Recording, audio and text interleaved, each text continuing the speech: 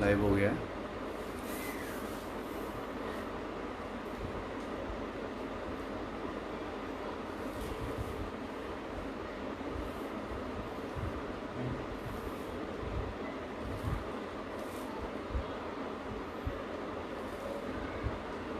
Option आ रहा होगा ना शेयर का। चलो ओके। हेलो, आवाज़ आ रही है मेरी क्लियर? कोई भी कमेंट करके बता सकता है।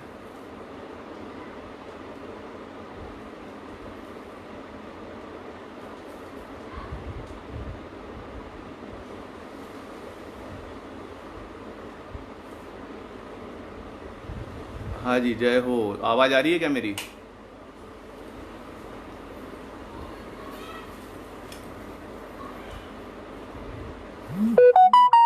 Yes. Okay, yes, perfect voice. Thank you for feedback. Okay, let's start. लोग जुड़ रहे हैं, थोड़ा जुड़ने देते हैं। आज का टॉपिक आप लोगों को पता है, कोरोना, कोविड-19, पेंडेमिक और प्लैंडेमिक। हम सब डिसाइड करें क्या है ये। Okay okay okay.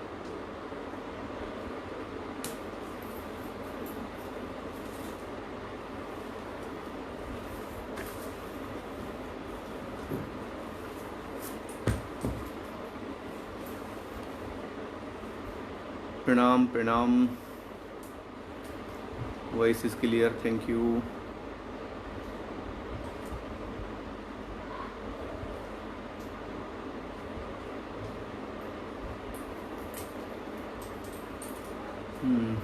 बस शुरू करते हैं। मुझे लगता है और थोड़े लोग जुड़ रहे हैं, जुड़ जाएं। जो भी लाइव सेशन उस पर आ रहा होगा ना अब तो।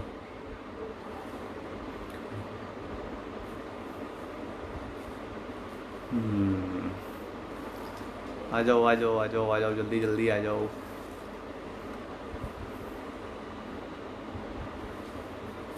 मस्त सेशन होने वाला है आज का। मुझे टेक्निकल इश्यूज नहीं आते हैं, इसलिए डॉक्टर शुभम हमारे साथ उपस्थित हैं, जो मुझे बताते रहेंगे क्या करना है क्या नहीं करना है।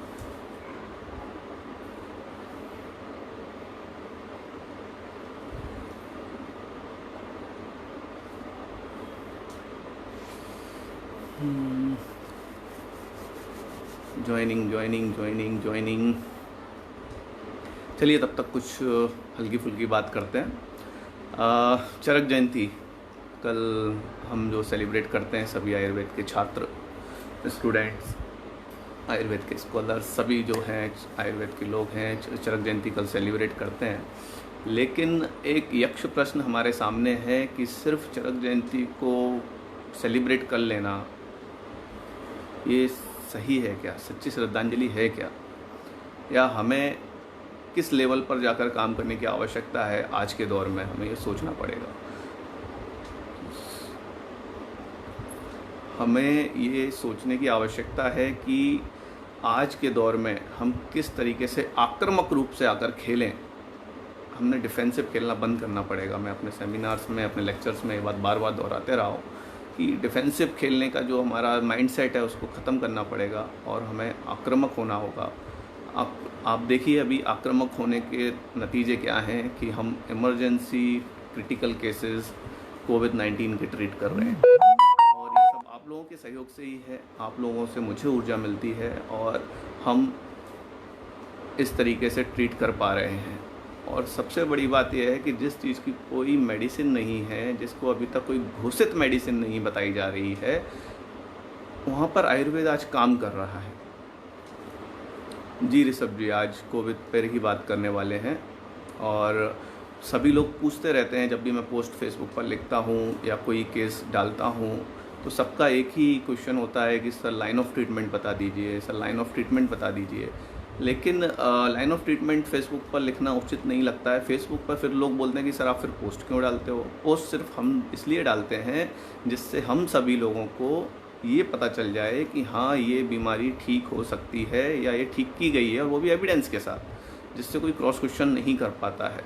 अदरवाइज़ ऐसे बोलना कि हाँ हो जाता है। आपने देखा होगा कि जब कोविड-19 का एरा शुरू हुआ ही था तो सभी लोगों ने अपने अपने प्रोटोकॉल्स, सभी लोगों ने अपने अपने विचार रखने शुरू कर दिए थे। लेकिन बात ये थी कि हमने जब पेशेंट ही नहीं देखा, उस चीज़ के हम प्रोटोकॉल्स तय कर रहे थे, उन चीज़ों पर हम चर्चा कर रहे थे, उन पर हम वाद विवाद कर रहे थे और आज भी कर रहे हैं। बात यह है कि किस प्रकार के हम ट्रीटमेंट कर रहे हैं, ये इम्पोर्टेंट है। अभी मुझे लगता है और लोग जुड़ रहे हैं अभी, तो अभी शुरू नहीं कर रहा हूँ मैं मेन टॉपिक पर। सभी लोगों का स्वागत। नमस्ते नमस्ते मूलचंद मौर्य जी, सभी। तो ये बात महत्वपूर्ण है कि हमें किस प्रकार से आगे जाना है।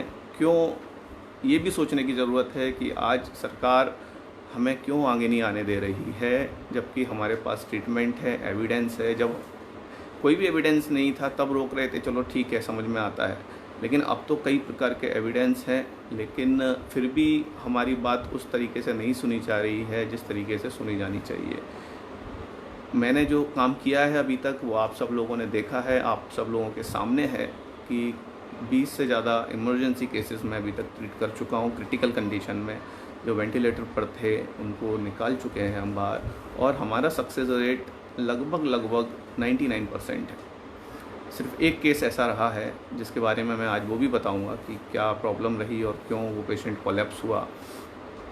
बाकी maximum in the sense most of all of cases जो ऐसे थे जो ट्रीटमेंट करने के बाद भी इनके एक्सरेज आप देखेंगे, इनके सीटी स्कैन्स देखेंगे तो वो ख़राब होते जा रहे थे और ज़्यादा उनमें कोई इम्प्रूवमेंट नहीं आ रहा था, और उसकी जगह पर वो और ज़्यादा ख़राब हो रहे थे। ऐसे केसेस में हमने 24 से 48 घंटे में रिज़ल्ट दिए हैं। तो ये एफिकेसी तो सिद्ध कर देता है, और ये एविडेंस है हमारे पास कि 24 घंटे पहले और 24 घंटे बाद के एक्सरेज में आप फ़र्क देख सकते हैं क्लियर। तो यह फ़र्क जब हमने मेडिसिन यूज़ की, आयुर्वेद की और औषधीय योग शुरू किए गए, उसके बाद आए हैं। ऑलरेडी लोग ज्वाइन कर रहे हैं कंटिन्यूअस। बहुत समय बाद, मैं समय बाद क्या, पहली बार फेसबुक लाइव कर रहा हूँ एक्चुअली। इसके पहले हेल्थिंग के प्रोग्राम पर या और किसी प्रोग्राम पर आया हूँ, लेकिन अपने अकाउंट से मैं पहली बार फेसबुक लाइव कर रहा हूँ। तो ये बात समझने की बहुत इम्पोर्टेंट है। हमें सोचना होगा कि हम सब मिलकर इस बीमारी से कैसे ट्रीट करें। और सबसे महत्वपूर्ण बात है, ये बात हम सबको समझ लेनी चाहिए कि अब आने वाला जो समय है, आने वाले जो 3 to 4 मंथ है, इसमें बहुत तेज़ी से ये बीमारी फैलने वाली है, और जिन घरों में भी अभी तक नहीं पहुंची है वहाँ पर भी आने वाली है, और उसमें हमारा और आपका घर भी है कि जो लोग अभी तक संक्रमित नहीं हो वो भी होने वाले हैं। लेकिन अच्छी बात यह है कि इसमें संक्रमण होने की रफ्तार है वो तो ज़्यादा है, लेकिन फैटल या क्रिटिकल होने की जो संभावनाएं बहुत कम है, उनका परसेंट रेशो बहुत कम है। ओके, और जुड़ते ही रहें। अभी 168 कंटिन्यूस लोगों का जुड़ना शुरू है।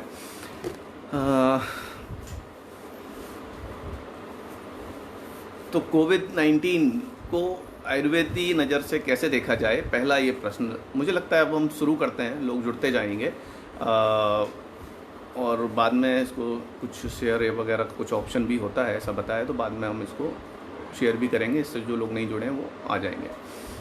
तो कोविड-19 कोरोना जो अभी प्रॉब्लम है, इसको आयुर्वेद में किस नज़र से देखा जाए, तो इसका डायग्नोसिस बनाने के लिए हमें काफ़ी मेहनत करनी पड़ी और शास्त्रोक्त अध्ययन भी करना पड़ा कि कहाँ पर इस बीमारी को हम बैठाएं कि जिससे हमारा ये बीमारी जो है हम इसको रोक पाएँ और इसकी ट्रीटमेंट्स आसानी से हो सके।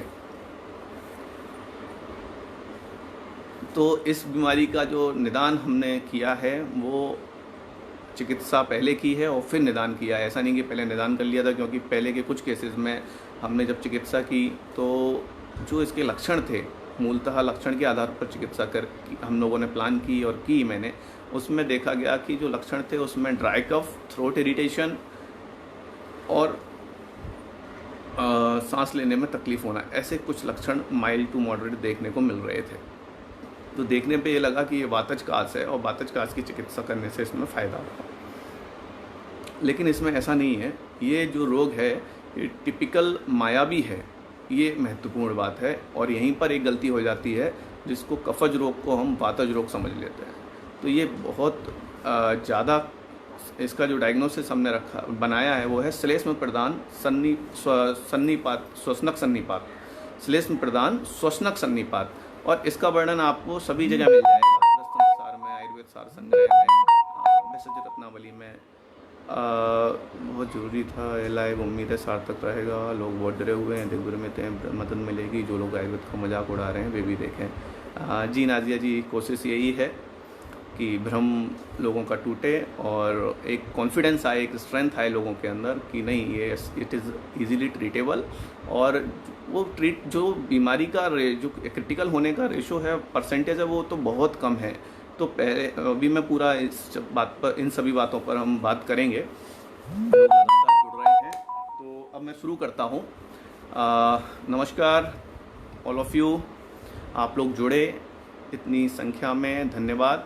और बहुत समय से करना चाहता था, लेकिन बहुत सारे ऑलरेडी ऑनलाइन सेमिनार्स, वेबिनार्स हो रहे थे, इसलिए मैंने ये सब नहीं किया। लेकिन उस समय मेरे पास एक्सपीरियंस भी नहीं था, इसलिए मैंने ये आना यहाँ पर इस बारे में बोलना उचित भी नहीं समझा। क्योंकि मेरे गुरु, आदरणीय गुरुवर समीर जमदग्नि सर हमेशा बोलते हैं कि जिस चीज़ में अनुभव नहीं है उस चीज़ के बारे में बोलना नहीं चाहिए, पहले अनुभव प्राप्त करो फिर बोलो।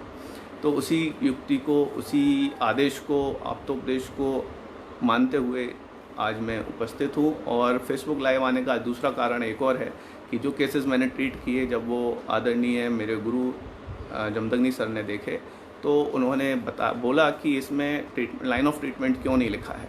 तो मैंने बताया सर को कि सर क्षमा चाहता हूँ, क्योंकि ये फेसबुक पर लिखे हुए पोस्ट हैं जो भेजे गए हैं व्हाट्सएप पर, तो इसलिए नहीं लिखा है क्योंकि लोग उसको गलत ले लेते हैं और उसका मिसयूज़ हो सकता है, इसलिए नहीं लिखा है। तो सर ने आदेश किया था कि अभी तक जैसे सब चीज़ों को बोलते आए हैं, बढ़ाते आए हैं, और सर का जो गुरुजी का हमेशा से कहना रहा है कि हमें जो भी आता है उस चीज़ को फैलाते रहो, बताते रहो, आगे बढ़ाओ, हर देश के कोने कोने तक पहुंचा दो।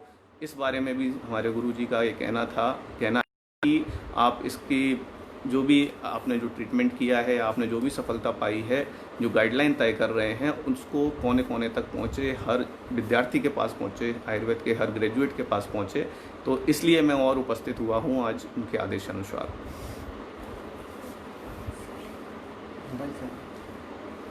Mobile silent, 1 minute. तो उसमें आवाज़ आ रही है क्या? कहाँ से होता है? साइलेंट होता है। अच्छा, यहाँ से कर देते हैं ना।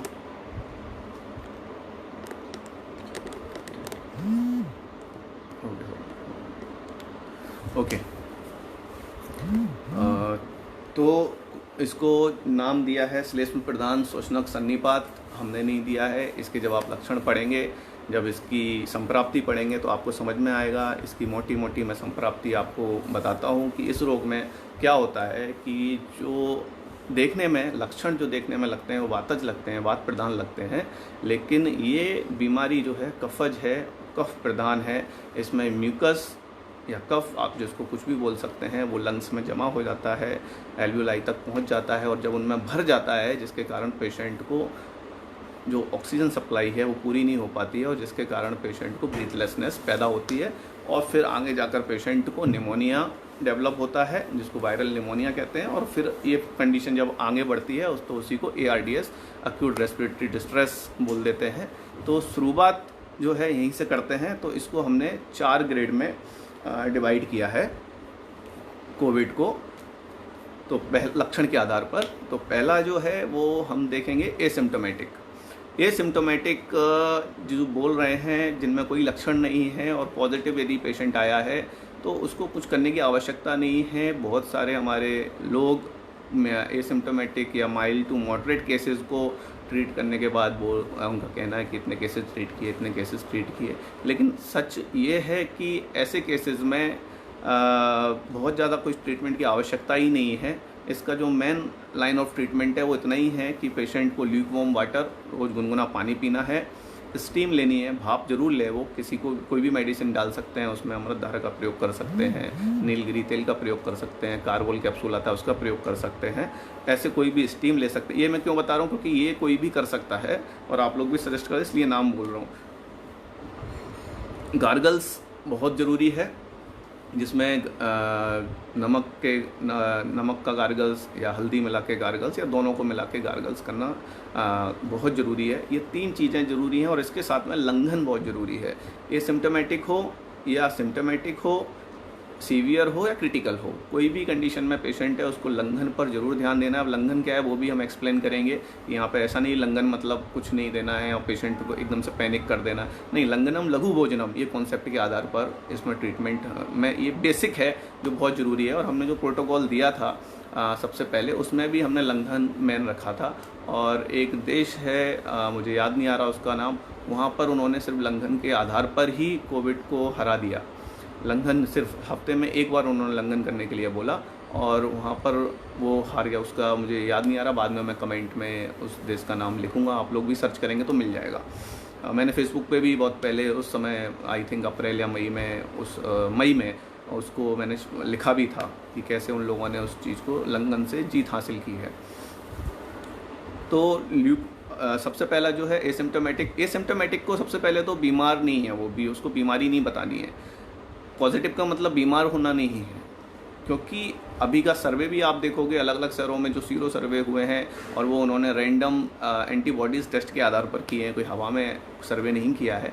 तो उसके आधार पर कहीं अहमदाबाद जैसी जगह पर आधे से ज़्यादा आबादी संक्रमित है, दिल्ली जैसी जगह पर 1/4 आबादी संक्रमित है। तो ये देखने की चीज़ है कि किसको हो चुका उसको पता ही नहीं है। तो ऐसी बीमारी से डरना क्यों है?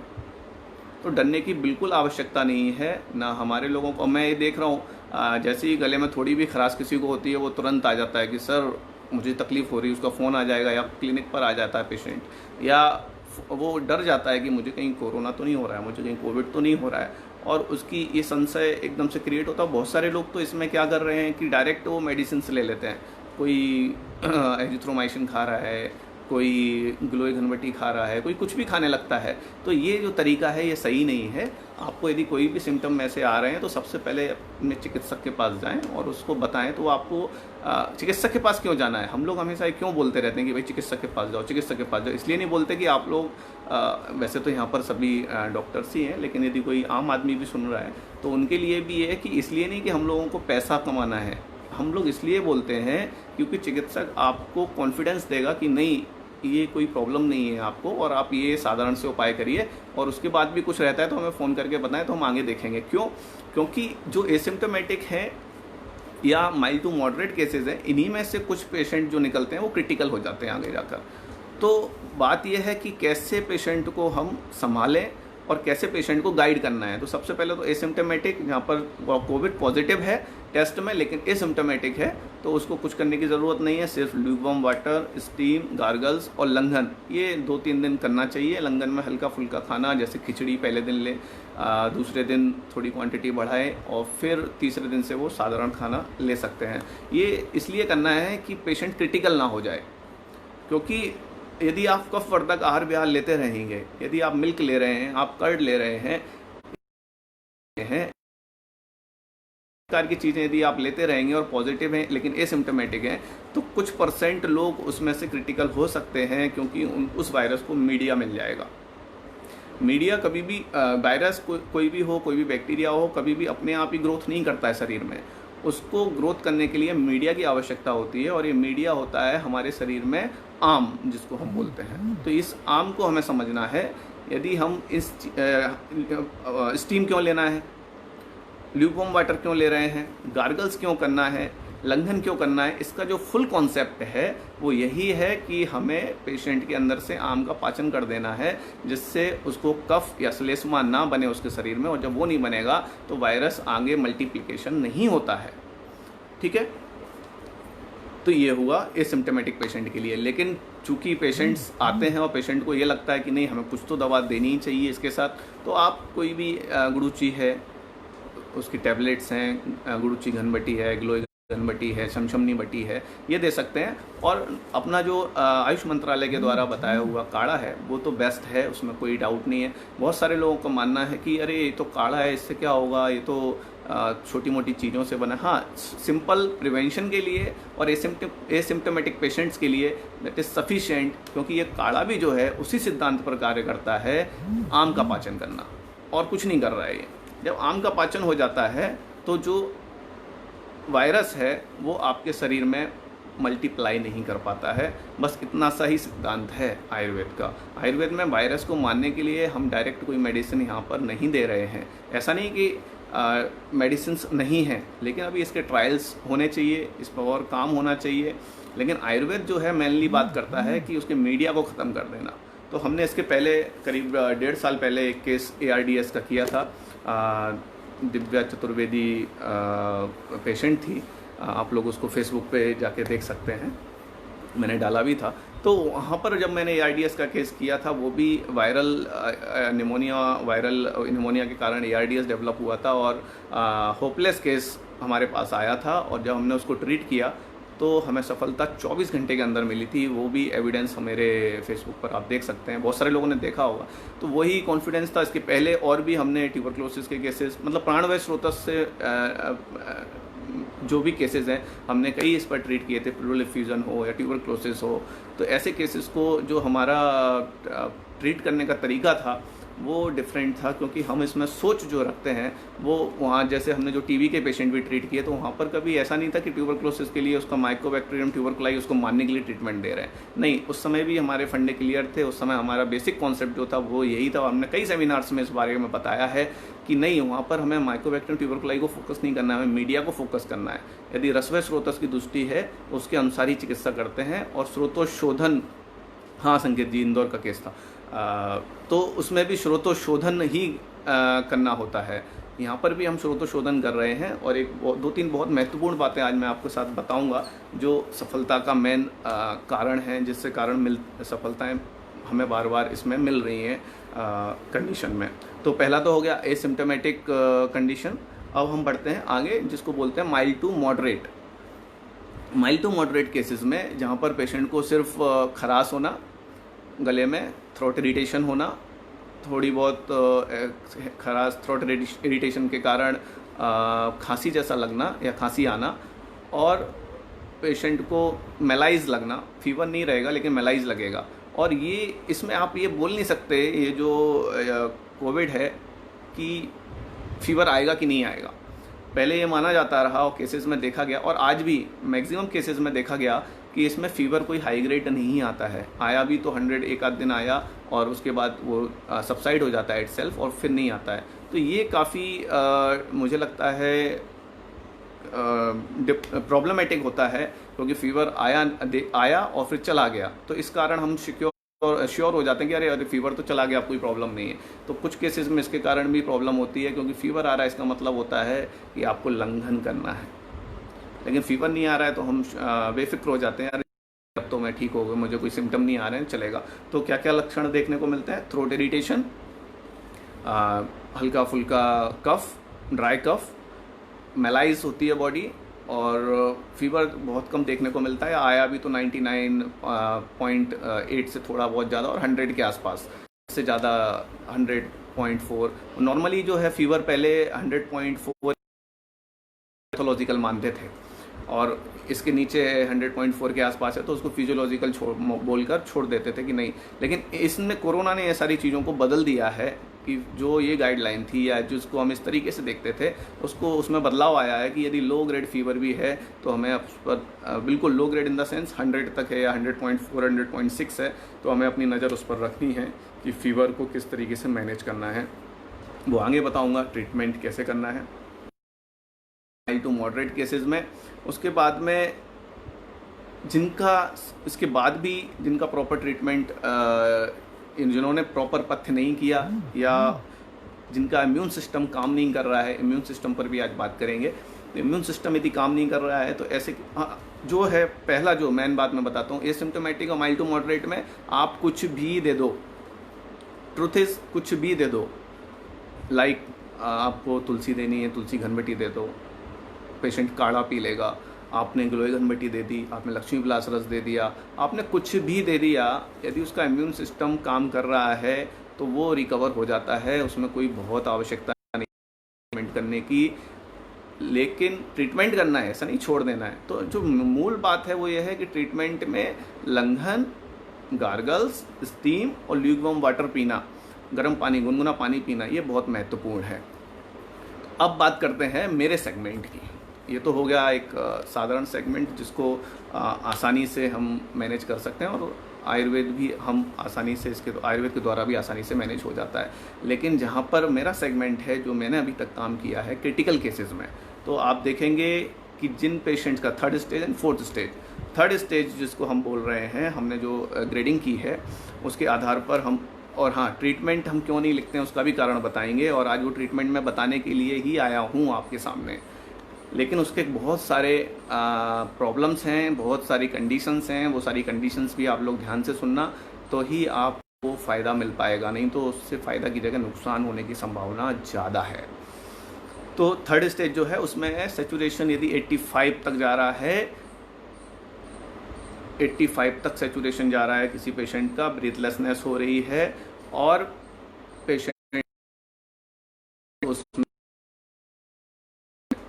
ये आसानी से देखा जा सकता है।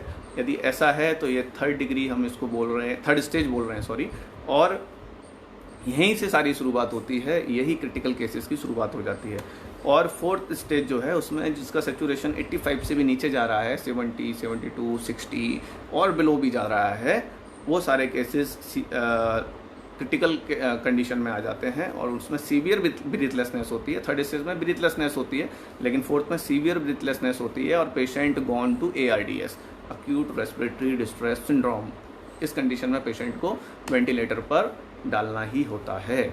ऐसा हो जाता है यदि ट्रीटमेंट नहीं की है। लेकिन अब हम आपको बताएंगे कि ट्रीटमेंट का तरीका क्या है और हम किस तरीके से इस चीज़ को ट्रीट कर रहे हैं। तो 1st और 2nd ग्रेड का आपको स्टेज का मैंने बताया। अब 3rd स्टेज में हम जो ट्रीटमेंट है वो देखना है, क्योंकि सबसे पहले ट्रीटमेंट करने से पहले स्टेज को फाइनलाइज करना बहुत ज़रूरी है।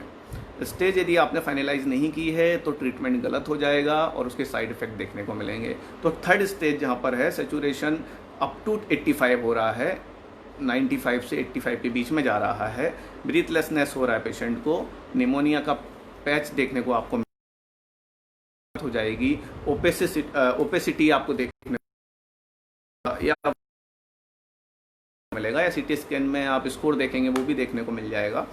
ये सब देखने के बाद इस कंडीशन में तो सबसे पहले शुरुआत वहीं से करनी है जो हम 1st और 2nd स्टेज वालों के लिए कर रहे हैं, दैट इज ल्यूकवार्म। स्टीम बहुत ज़रूरी है, भाप लेना, गार्गल्स और लंघन, ये 4 काम तो हमें शुरुआत में हर केस में ही करने हैं। लेकिन 3rd स्टेज वाला जो केस है उसमें जिस तरीके से हम ट्रीटमेंट कर रहे हैं उसमें हम त्रिलोक्य चिंतामणि रस, ध्यान से सुनिए, त्रिलोक्य चिंतामणि रस का प्रयोग कर रहे हैं, और ट्रिमेंडस रिजल्ट हैं त्रिलोक्य चिंतामणि रस के।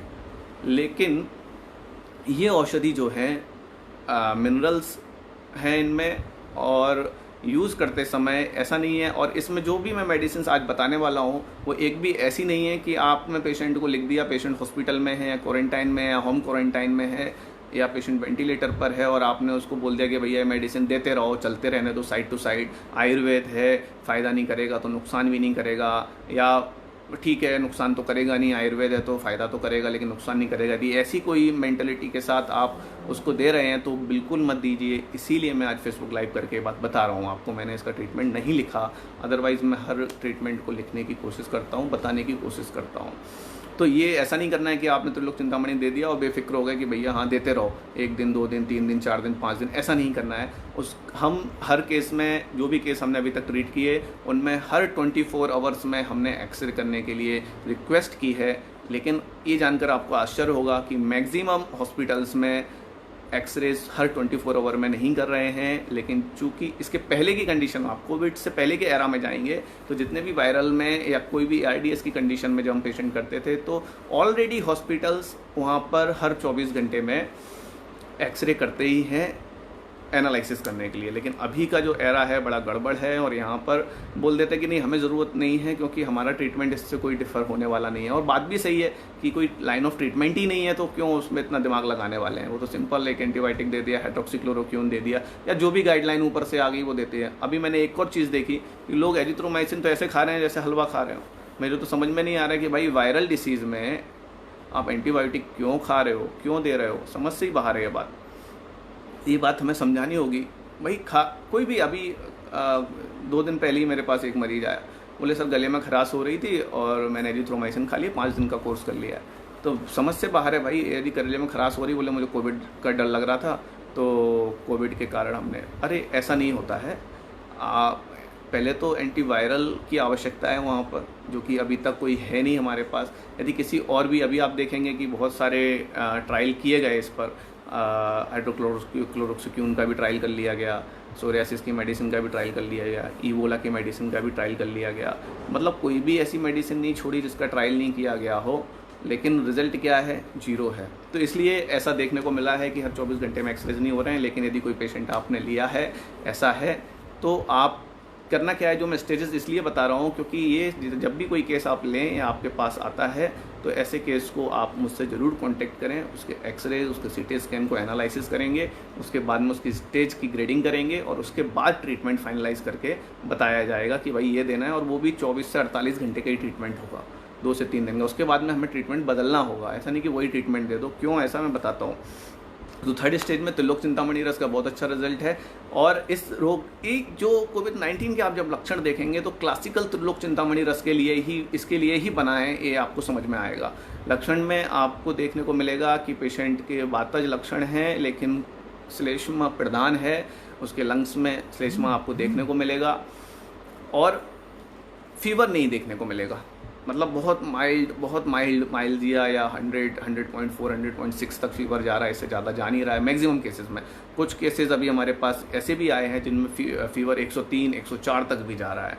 और कुछ केसेस ऐसे भी हैं कि कोविड-19 के लक्षण सारे हैं लेकिन उनका जब टेस्ट किया गया तो कोविड-19 नेगेटिव आया है।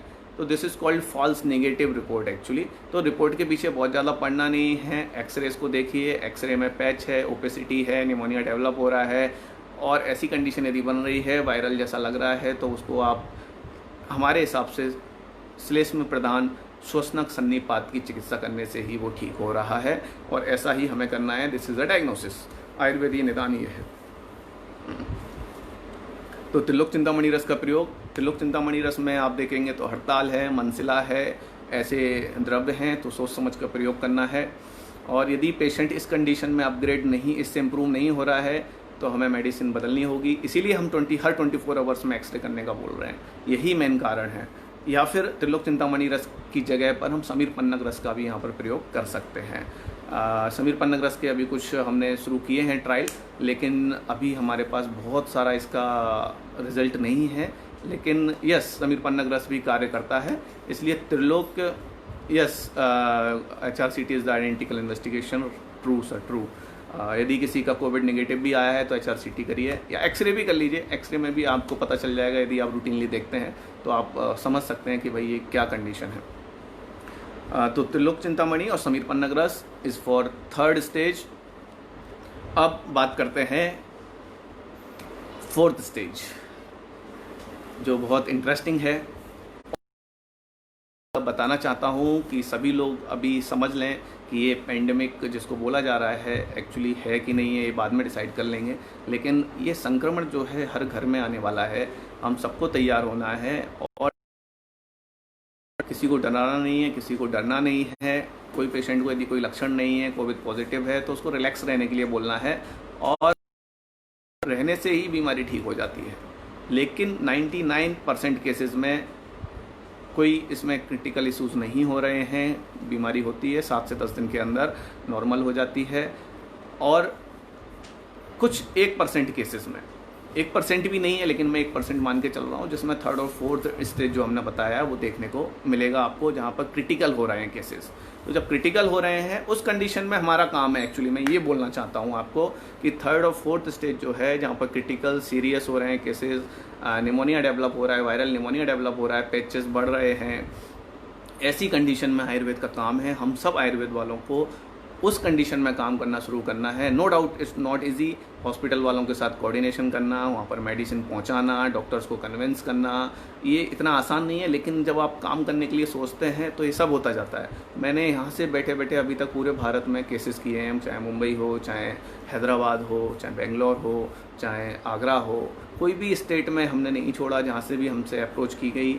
और डॉक्टर आप लोगों के माध्यम से ही अप्रोच हुई है, सबसे बड़ी बात है, क्योंकि पेशेंट यदि हमें डायरेक्ट अप्रोच करता है तो हम ट्रीटमेंट नहीं कर पा रहे हैं, क्योंकि हम उसको नहीं बता सकते कि भाई त्रिलोक चिंतामणि जाके दे दो, या अभी फोर्थ स्टेज में पेशेंट वेंटिलेटर पर है या जाने वाला है वेंटिलेटर पर, तो हम उसको क्या देने वाले हैं वो योग बना के दे दो, तो इट्स नॉट ईजी। तो बात यह है कि यदि कोई केस हम कर रहे हैं तो आप लोग हमसे जुड़िए। व्हाट्सएप नंबर आपको पता ही है मेरा, वही नंबर है। बहुत सारे लोग पूछते रहते हैं नंबर, तो फेसबुक पर भी डला हुआ है, वहाँ से ले सकते हैं, गूगल पर भी है, वहाँ से ले सकते हैं। उस पर आप लोग अपनी जो भी पेशेंट है उसकी स्क्रीनिंग भेज दें कि भाई ये कंडीशन है, ये लक्षण है, उसके आधार पर हम ग्रेडिंग डिसाइड करके लाइन ऑफ ट्रीटमेंट प्लान करेंगे और फिर उसको हर 24 आवर्स में जज करेंगे और उसके आधार पर हम ट्रीटमेंट बदलना है या नहीं बदलना है ये डिसाइड करेंगे। ये बहुत महत्वपूर्ण बात थी जिसके लिए मुझे आज फेसबुक लाइव पर आया हूँ आपको बताने के लिए। तो अब बात करते हैं मैं मोस्ट इम्पोर्टेंट फोर्थ स्टेज, जिस पर मज़ा आ रहा है काम करने में, और हम ऐसे लोगों की जान बचा पा रहे हैं जिनको बिल्कुल डिक्लेयर कर दिया जाता है, जिनमें होप नहीं होती है, जिनमें सब कुछ ट्रायल कर लिया गया है 7 दिन 8 दिन 10 दिन, उसके बाद में वो केस हमें मिलता है कि भाई अब इसका कुछ नहीं हो रहा है, अब आप देख लीजिए। या पेशेंट के रिलेटिव्स किसी डॉक्टर के माध्यम से या डॉक्टर की कोई फैमिली होती है वो हमसे कांटेक्ट करती है, तो हम उसको फिर ट्रीटमेंट इस तरीके से कर रहे हैं। तो फोर्थ स्टेज का ट्रीटमेंट जो है बहुत महत्वपूर्ण है। मैं बताने जा रहा हूँ आपको मेडिसिन जिसका आप सब लोग इंतजार कर रहे थे, वो है मल्ल सिंदूर। यस, मल्ल सिंदूर। तो हम जो इसमें योग यूज़ कर रहे हैं, मल्ल सिंदूर आरोग्यवर्धनी, गुड़ूची, अश्वगंधा और तालीशादी, इन सब का कॉम्बिनेशन हम यूज़ कर रहे हैं और पेशेंट को राइस ट्यूब के माध्यम से दिया जा रहा है। यही योग है जिससे जितने भी पेशेंट अभी बाहर आए हैं वेंटिलेटर के, वो इसी योग के द्वारा आए हैं। या जो वेंटिलेटर का इम्प्रूवमेंट नहीं था, वो 24 आवर टू 72 आवर्स में वो पेशेंट से इम्प्रूवमेंट लिया है, वो आप एक्सरे में देख सकते हैं। तो ये हमारा जो मेन ड्रग है वो यही है। बहुत साधारण सा ड्रग है, लेकिन इसकी प्रैक्टिस करना बहुत डिफ़िकल्ट है। मल्ल सिंदूर को कोई भी ऐसे प्रयोग मत करना कि दे दिया है पेशेंट को चलने दो, नहीं बाबा, बिल्कुल नहीं, क्योंकि इसके साइड इफ़ेक्ट बहुत हैं और इससे पेशेंट का हार्ट रेट इंक्रीज़ हो सकता है, इससे पेशेंट को ब्लीडिंग इन द गम्स हो सकता है, स्पुटम में ब्लड आ सकता है, हेमोप्टाइसिस हो सकता है, पेशेंट को हाइपर एसिडिटी हो सकती है, हाइपर वेंटिलेशन हो सकता है।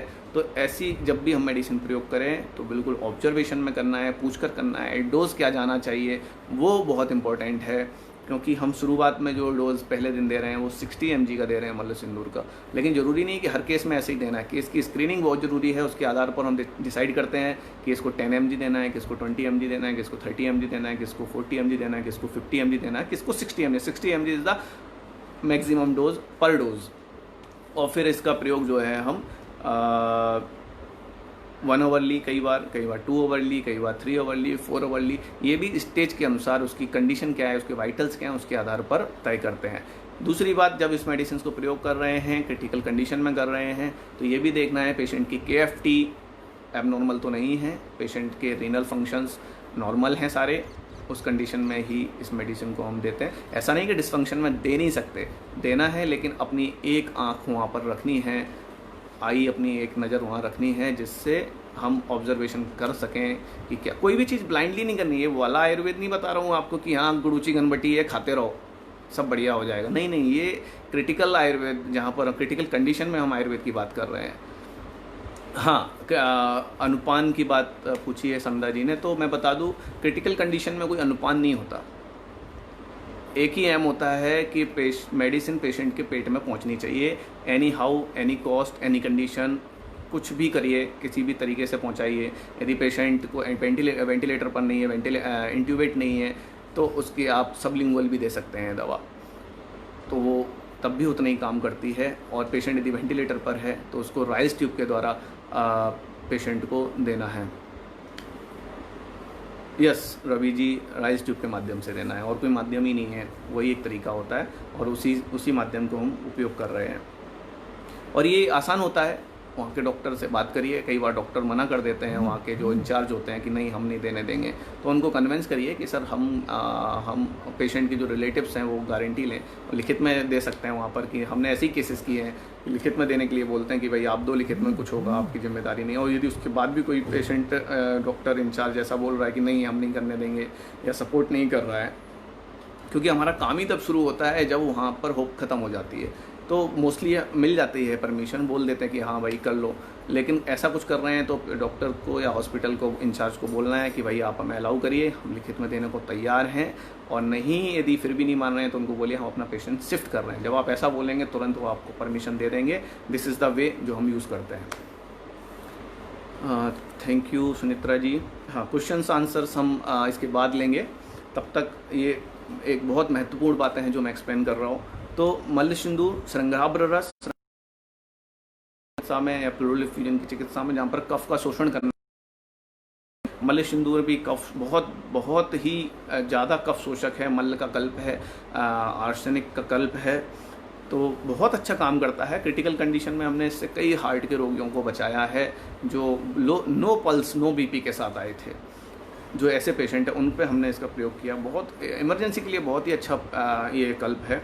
और सबसे बड़ी बात, कोविड के पेशेंट्स में आप देखेंगे कि बीपी आपको लो मिलेगा, कम हो जाता है पेशेंट का, या हार्ट रेट बहुत ज़्यादा नहीं होती है, फीवर कम होता है। लेकिन जिस कंडीशन में यदि किसी को फीवर ज़्यादा है तो फिर थोड़ा सा हमें सोचना पड़ता है, और उस कंडीशन में हमें क्या देना है वो थोड़ा सोच समझ के देना है। ऐसा नहीं कि उठाया मल्ल सिंदूर, 104 103 फीवर हो रहा है, हमने मल्ल सिंदूर दे दिया, नहीं, वो सोचना है। यदि कोई ऐसी कंडीशन है कि जहाँ पर क्रिटिकल हो गया है और पेशेंट के बचने के चांसेस बिल्कुल नहीं है, जहाँ पर आपको उस कंडीशन में काम करना है, तो आपको उस कंडीशन में मल्ल सिंदूर दे सकते हैं। लेकिन कंडीशन कोई ऐसी नहीं है, फीवर ज़्यादा आ रहा है, 3rd स्टेज में है पेशेंट या 2nd स्टेज में, और आप मल्ल सिंदूर दे रहे हैं, तो उससे बचना है हमें मल्ल सिंदूर वाले योग से। तो मल्ल सिंदूर, श्रृंगाब्र रस, आरोग्यवर्धनी, गुड़ूची, अश्वगंधा और तालीशादी, ऐसा कॉम्बिनेशन हम प्रयोग कर रहे हैं। और इसको किस स्टेज में, किस अवस्था में देना है, ये मैं बार बार बता रहा हूँ। सोच समझ के यूज़ करना है, इसको ब्लाइंडली नहीं देना है। ये वाला आयुर्वेद नहीं है कि हाँ दे दिया, देखते हैं, चलने दो, नहीं नहीं नहीं नहीं, बिल्कुल नहीं। ये बहुत सोच समझ के अंडर ऑब्जर्वेशन हर 24 घंटे में, हर 12 घंटे में एनालिसिस करना है पेशेंट का। वहाँ से जानकारी लेनी है कि पेशेंट का HR क्या है, हार्ट रेट क्या है, बीपी कितना है। यदि कोई चीज़ में ऊपर नीचे हो रहा है तो फिर आपको मेडिसिन को बदलना है या डोजेस को बदलना है, उनकी मात्रा को बदलना है। ये इतना आसान नहीं है जितना लग रहा है कि हाँ कोई योग बता दो सर, मेडिसिन बता दो सर, मेडिसिन बता दो। नहीं नहीं, ये मेडिसिन बताने वाला काम नहीं है। This is called critical care. तो ऐसी कंडीशन में ये हम जो योग यूज़ कर रहे हैं। अब बात करते हैं, अभी मैंने बताया कि कोविड बहुत, एक्चुअली ये जो है बहुत मायावी है, बहरूपिया है ये। इसमें किसी में कुछ लक्षण मिलेंगे, किसी में कुछ मिलेंगे, और ये भी देखा गया इसके कई स्ट्रेंथ्स अभी देखने को मिले हैं। तो कौन से वाले से कौन सा हो रहा है अभी पता नहीं है, ये सारी चीज़ें। तो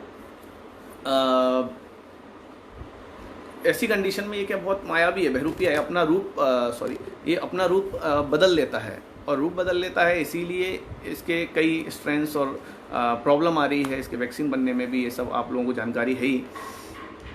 तो ये मायावी होने के कारण कुछ लोगों में फीवर देखने को मिल रहा है, जिसमें इनिशियल कंडीशन में ही, माइल्ड टू मॉडरेट के कंडीशन में ही 102 103 तक फीवर, 104 तक फीवर जा रहा है। ऐसी कंडीशन में ये इन योगों को नहीं देना है, ना त्रिलोक चिंतामणि देना है, ना मल्ल सिंदूर का योग देना है, ना समीर पन्नग देना है, इनको नहीं देना है। ऐसी कंडीशन में जब फीवर 101 से ऊपर जा रहा है, ऐसी कंडीशन में आपको संजीवनी बटी बहुत ही क्लासिकल मेडिसिन है इस कंडीशन के लिए, क्योंकि हमें ऐसी कोई भी मेडिसिन देने से बचना है जो कफ शोषक ना हो, ये बात पर ध्यान रखना है। तो संजीवनी बटी, महासुदर्शन और गोदंती, इनका प्रयोग करना है हमें जब पेशेंट माइल्ड टू मॉडरेट है या 3rd स्टेज में भी है और पेशेंट का फीवर जो है 102, 103, 101 के ऊपर जा रहा है, इस कंडीशन में संजीवनी बटी का प्रयोग बहुत अच्छा है। वो करना है संजीवनी बटी, महासुदर्शन और गोदंती। अब इसके डोजेस कितने जाने चाहिए ये भी उस अवस्था पर डिपेंड करता है। हो सकता है 2 अवर्ली देना पड़े, 3 अवर्ली देना पड़े, लेकिन संजीवनी बटी जब प्रयोग कर रहे हैं तो इस बात का ध्यान रखना है कि इसमें भल्लातक और वत्सनाभ जैसे 2 उपविष डले हुए हैं। तो यूज़ करते समय 24 आवर्स में एनालिसिस बहुत ज़रूरी है। ये नहीं भूलना है हमें कि एनालिसिस नहीं कर रहे हैं, मेडिसिन दे दी खाते रहो, नहीं, उसका एनालिसिस बहुत ज़रूरी है। और उसके आधार पर ही हम श्रृंगाब्र भस्म नहीं सजल, श्रृंगाब्र रस मिल जाएगा आपको आसानी से। तो उस कंडीशन में इसका प्रयोग करना है। अब बात करते हैं कि पेशेंट का जिन केसेस में बीपी लो है या हार्ट रेट कम हो रहा है, ऐसे केसेस में मल्ल सिंदूर के साथ, मल्ल सिंदूर की जगह पर या तो मल्ल चंद्रोदय का प्रयोग करना ज़्यादा बेटर है, या फिर मल्ल सिंदूर के साथ हेम गर्भ पोटली रस का प्रयोग यहाँ पर होता है। हमने इसका प्रयोग किया और पाया कि बहुत ही जल्दी इससे पेशेंट बाहर आता है और हार्ट रेट इंक्रीज़ हो जाता है, बीपी ऊपर आ जाता है पेशेंट का 80/60 से। ऐसे केसेस में हमने कोविड में प्रयोग कराया है इसको। और हेमगर्भ पोटली या फिर मकरध्वज का भी प्रयोग इसके साथ कर सकते हैं, या कोई एक का, हेमगर्भ या मकरध्वज। लेकिन यहाँ पर हेमगर्भ का प्रयोग मुझे ज़्यादा उचित लगता है। वो क्यों, मैं बताता हूँ आपको। क्योंकि यहाँ पर जो भी हम योग प्लान कर रहे हैं उसमें एक बात का ध्यान रख रहे हैं कि उसमें ताम्र होना चाहिए। ताम्र का बहुत अच्छा रिजल्ट आ रहा है, ऐसा हमने ऑब्जर्व किया है।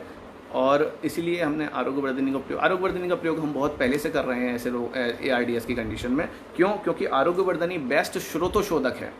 जब भी आपको काम करना है, यहाँ पर श्रोतोशोधन करना है, वहाँ पे आरोग्यवर्धिनी आपको जानी ही चाहिए।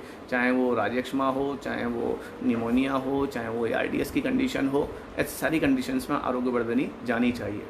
तो हेमगर्भ में भी ताम्र है, इसलिए हेमगर्भ पोटली रस का प्रयोग मुझे ज़्यादा उचित लगता है। इसलिए हमने मकरध्वज का ज़्यादा प्रयोग नहीं किया। जहाँ पर हेमगर्भ नहीं मिला है, अवेलेबल नहीं हुआ है, वहीं पर हमने मकरध्वज का प्रयोग किया है और वहाँ पर भी रिजल्ट सेटिस्फैक्ट्री है। ऐसा नहीं कि रिजल्ट नहीं आए, लेकिन हेमगर्भ से रिजल्ट ज़्यादा अच्छे आए हैं।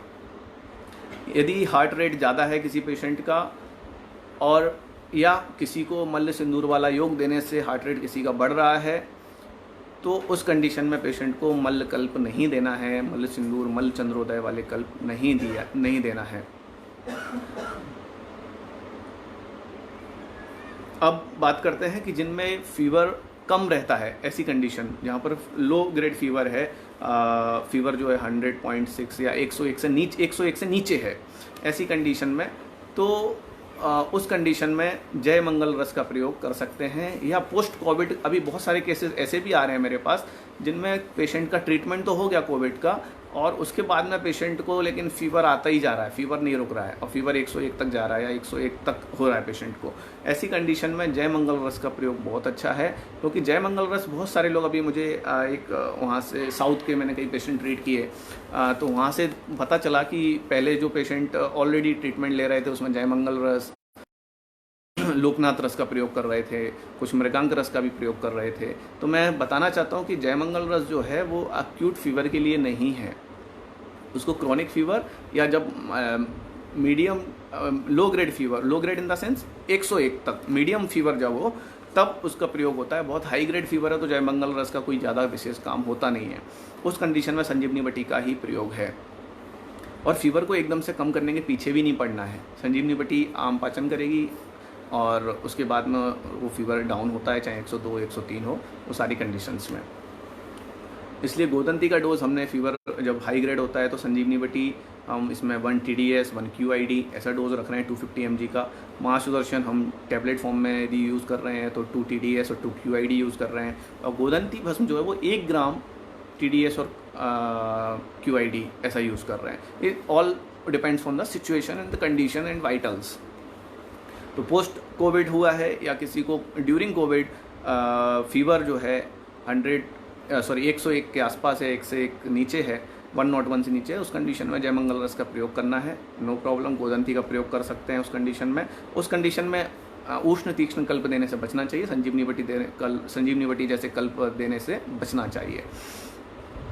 तो ये हुई बात। अब मल्लकल्प यदि किसी को दे रहे हैं तो हमें क्या क्या ध्यान रखना है? हार्ट रेट पर ध्यान रखना है, बीपी पर ध्यान रखना है, उसके गम से ब्लीडिंग तो नहीं हो रही है, ये बात का ध्यान रखना है, हेमोप्टाइसिस तो नहीं हो रहा है, स्पुटम में ब्लड तो नहीं आ रहा है, उस पर ध्यान रखना है, हाइपर एसिडिटी तो नहीं हो रही है, इस पर ध्यान रखना है।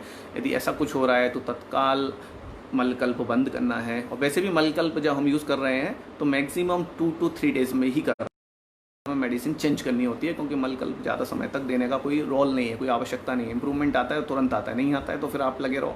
कहीं गलती हो रही है, उस गलती को सुधारना जरूरी होता है।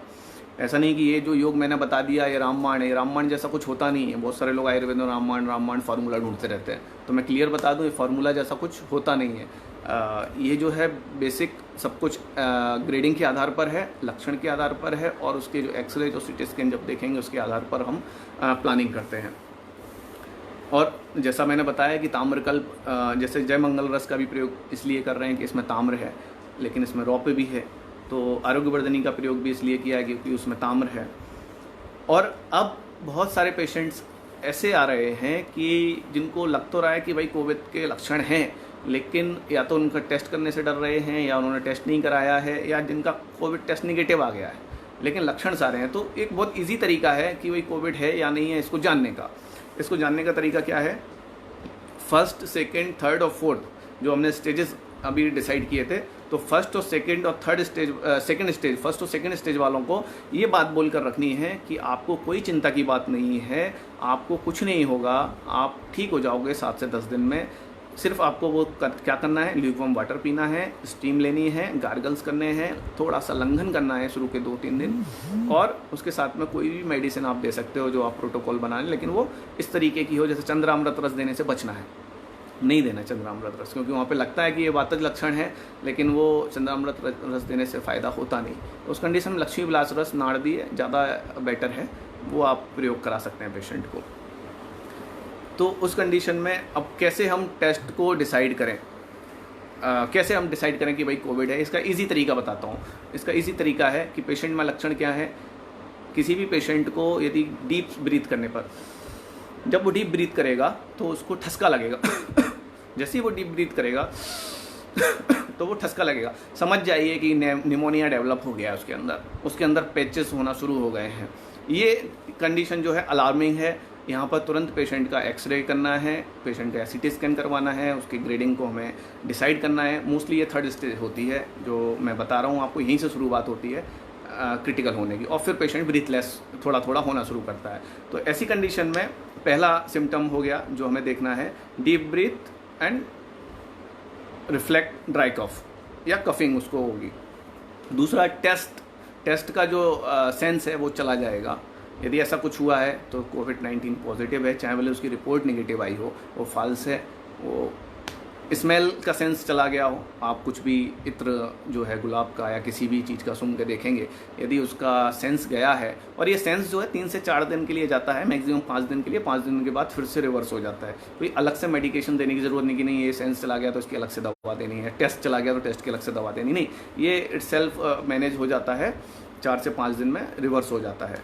तो ये भी नहीं कि हाँ भाई हमने मेडिसिन दी थी देखो उसका टेस्ट वापस आ गया। तो इस तरीके के भ्रामक चीज़ें नहीं करनी है, हमें उनसे बचना है, और जो सच बात है वो सच बात ही बोलनी है।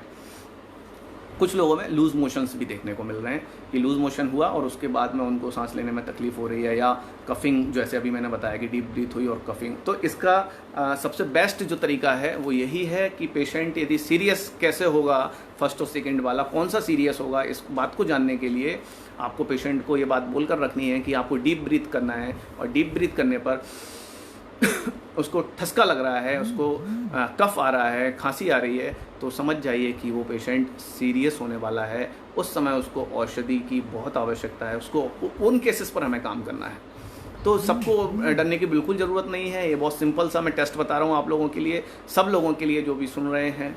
अभी लाइव 356 लोग हैं और मैक्सिमम चिकित्सक हैं, मुझे लगता है सब लोग इन बातों को आगे बढ़ाएंगे तो पूरे देश में ये बात पहुंचेगी और सफलतापूर्वक हम ट्रीटमेंट कर पाएंगे पेशेंट्स का। तो इससे क्या होगा, एक तो पैनिकनेस कम होती है, नहीं तो पेशेंट सर टेस्ट करा लूँ क्या, सर कोविड का टेस्ट करा लूँ क्या, स्वैब टेस्ट करा लूँ क्या, एंटीबॉडी टेस्ट करा लूँ क्या, एंटीजन टेस्ट करा लूँ क्या। तो ये सब ठीक है, यदि किसी को लक्षण ये सब आ रहे हैं तो कोविड अपने आप को समझे और मेंटल रिलैक्स रहे, डॉक्टर के टच में रहे और अपने आप को होम आइसोलेशन में ले ले। ये सबसे बेस्ट तरीका है। ये भी सर्वे में देखा होगा आपने, आया है कि होम आइसोलेशन में गए हुए पेशेंट की रिकवरी फास्ट होती है, मैक्सिमम केसेस वो रिकवर हो जाते हैं। लेकिन ऐसे पेशेंट्स को जो उठा के ले जाते हैं कि भाई चलो, जिनको पॉजिटिव आया, जो सिम्टम लेस हैं या माइल्ड टू मॉडरेट हैं, उनको उठा के ले जाते हैं, उनमें कई प्रॉब्लम आ रही हैं केसेस में, क्योंकि उसके कारण है कोई फॉल्स पॉजिटिव भी हो सकता है।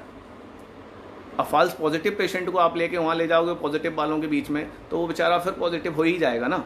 तो इन चीज़ों को समझना चाहिए। पता नहीं सरकार क्यों समझने को तैयार नहीं है ये बात कि home isolation is the best. तो इस बात को जब मैंने बोला तो बहुत सारे लोगों ने बोला कि लोग रुकते नहीं हैं घर में। तो मैंने कहा उसका तो बहुत अच्छा तरीका है, पड़ोसी को बोल के रखना है सिर्फ कि ये आदमी बाहर निकले तो फ़ोन कर देना। तो इससे अच्छा तरीका क्या हो सकता है? और पड़ोसी तो अपना मतलब सबसे बेस्ट आदमी है ना किसी भी व्यक्ति का। तो उसको बोल के रखना कि भाई ये इस घर में से कोई भी आदमी बाहर निकले या ये आदमी स्पेसिफिक आदमी बाहर निकले तो आपको फ़ोन कर देना है, वो तुरंत फ़ोन कर देगा। और कुछ तो ऐसे हैं कि नहीं निकलोगे तो भी फ़ोन कर देंगे। तो इससे अच्छा तरीका क्या हो सकता है? तो होम आइसोलेशन गवर्नमेंट को इस बात पे सुनना चाहिए, और हमारी और भी जो संस्थाएं हैं उनको इस बारे में सोचना चाहिए कि नहीं यार, ये होम आइसोलेशन पे ध्यान दो, क्योंकि आप अननेसेसरी उन पर खर्चा कर रहे हो जहाँ पर खर्चा करने की ज़रूरत नहीं है। पैसे जो अपने आप ही रिकवर हो रहे हैं उनके ऊपर फालतू में। अभी मैंने देखा कि पेशेंट्स को मेरी फैमिली के, मेरे रिलेटिव फैमिली के 8 लोग संक्रमित हुए। तो 4 लोग जो पॉजिटिव थे, उन 4 लोगों को कोरोना सेंटर में ले गए, क्वारंटाइन कर दिया उन्होंने वहाँ पर।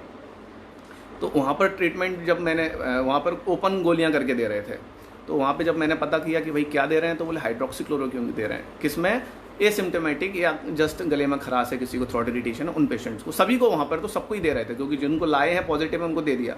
तो हर जगह पे अलग अलग प्रोटोकॉल इन्होंने बना रखे हैं, हर जगह पे अलग अलग चल रहा है। जबकि उसके बाद में WHO ने भी बोला कि हाइड्रोक्सीक्लोरोक्विन का कोई कार्य नहीं है। फिर सेकेंड टर्म आया कि नहीं, इसको फिर से ट्रायल करेंगे। तो ये सब चल रहा है। तो लेकिन जब मैंने बोला कि नहीं आपको ये सब नहीं लेना है, तो गोलियाँ वो फेंक देते थे, और हमने सिंपल आयुर्वेदिक मेडिसिन दी उनको, गुड़ूची, अश्वगंधा और गार्गल्स, स्टीम, यही बोला। और वो चारों के चारों लोग 7 दिन में वापस आ गए। लेकिन एक बात जो मैं बताने वाला हूँ वो ये है कि और 4 लोग थे फैमिली के जो संक्रमित हुए उनके साथ के, और उनको सारे लक्षण आए। लेकिन मैंने बोला नहीं, कहीं जाने की ज़रूरत नहीं है, आपको घर में रहिए। और उन सबको टेस्ट, ये loss of taste, loss of smell, throat irritation, cough, ये सारे लक्षण थे। और ये सारे पेशेंट साधारण जो मेडिसिन, यही लक्ष्मी प्लास रस, गुड़ूची, गार्गल्स, किसी ने गुड़ूची का क्वाथ लिया, किसी ने टैबलेट ली, ऐसे ही ठीक हो गए। 7 से 10 दिन में नॉर्मल हो गए। तो अब उनको टेस्ट के लिए भेजते, तो वो क्वारंटाइन सेंटर में, कोरोना सेंटर में ले जाते, वहाँ पर ट्रीट करते। कोई ज़रूरत नहीं थी उसकी। तो ज़रूरत ही नहीं है ये सब करने की, ये इतने प्रकार की मेडिसिन देने की। It's simple. जिन लोगों का इम्यून सिस्टम काम कर रहा है उन लोगों को बहुत सारी मेडिकेशंस ना लेने की ज़रूरत है, ना हमें प्रिस्क्राइब करने की ज़रूरत है। ज़रूरत है तो सिर्फ थोड़ा सा उनको लंघन समझाना है, उनको बोलना कि भाई थोड़ा हल्का फुल्का खाओ, दूध दही, मिल्क एंड कर्ड को बंद करना है। वो लोग नहीं सर, गवर्नमेंट दी हुई है, वो प्रिवेंशन के लिए है। प्रिवेंशन के लिए है कि गोल्डन मिल्क लेना है, हल्दी।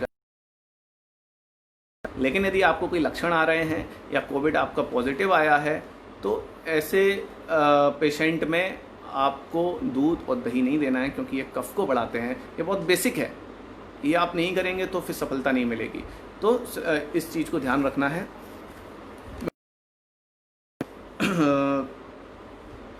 इसमें हमने अभी तक एक लेप का प्रयोग और करते थे हम ARDS के केसेस में या निमोनिया के केसेस में, शोषक लेप, जिसमें पुनर्नवा, वचा, हरिद्रा। तो ऐसे केसेस में हमने लेप करते हैं। लेकिन अभी चूँकि प्रॉब्लम ये है कि सारे पेशेंट कोरोना सेंटर में या जो भी वेंटिलेटर पे भी पेशेंट है या ICU में है, तो उनके सेंटर से लगे, उसमें किसी को एंट्री नहीं है, कुछ कर नहीं सकते, तो वहाँ पर हम लेप नहीं कर पा रहे हैं। तो इस कारण प्रॉब्लम आ रही है। और हाँ, हमने इसमें रस सिंदूर का भी कुछ केसेस में प्रयोग कराया है। तो रस सिंदूर का प्रयोग इसमें प्रभावी नहीं देखा गया है, इसमें सफलता नहीं मिली है हमें। उसका कारण यही है कि रस सिंदूर पर बहुत ज़रूरी था जो हमने पहले प्रयोग कराया था, लेकिन जब हमने प्रयोग किया तो लाभ नहीं मिला। इसलिए फिर हमें एग्रेसिव मेडिसिन की तरफ बढ़ना पड़ा और हमने चयन किया मल्ल सिंदूर का या मल्ल चंद्रोदय का। मैं फिर से बोल रहा हूँ, जो मैंने योग बताए हैं, जो मेडिसिन बताई हैं, डायरेक्ट कुछ भी उठा के यूज़ नहीं करना है। सारी बहुत ही तीक्ष्ण औषधियाँ हैं बहुत सोच समझ के इनको प्रयोग करना होता है। तो इस बात का हमें ध्यान रखना है कि ऐसी मेडिसिन जो मैंने आज जितने भी योग बताए हैं, जिसमें त्रिलोक चिंतामणि, समीर पन्नग रस, 3rd स्टेज में 4th स्टेज में मल्ल सिंदूर, श्रृंगाराभ्र रस, आरोग्यवर्धनी, गुड़ूची, अश्वगंधा, तालीसारी चूर्ण, ऐसा कॉम्बिनेशन हम प्रयोग कर रहे हैं 4th स्टेज में।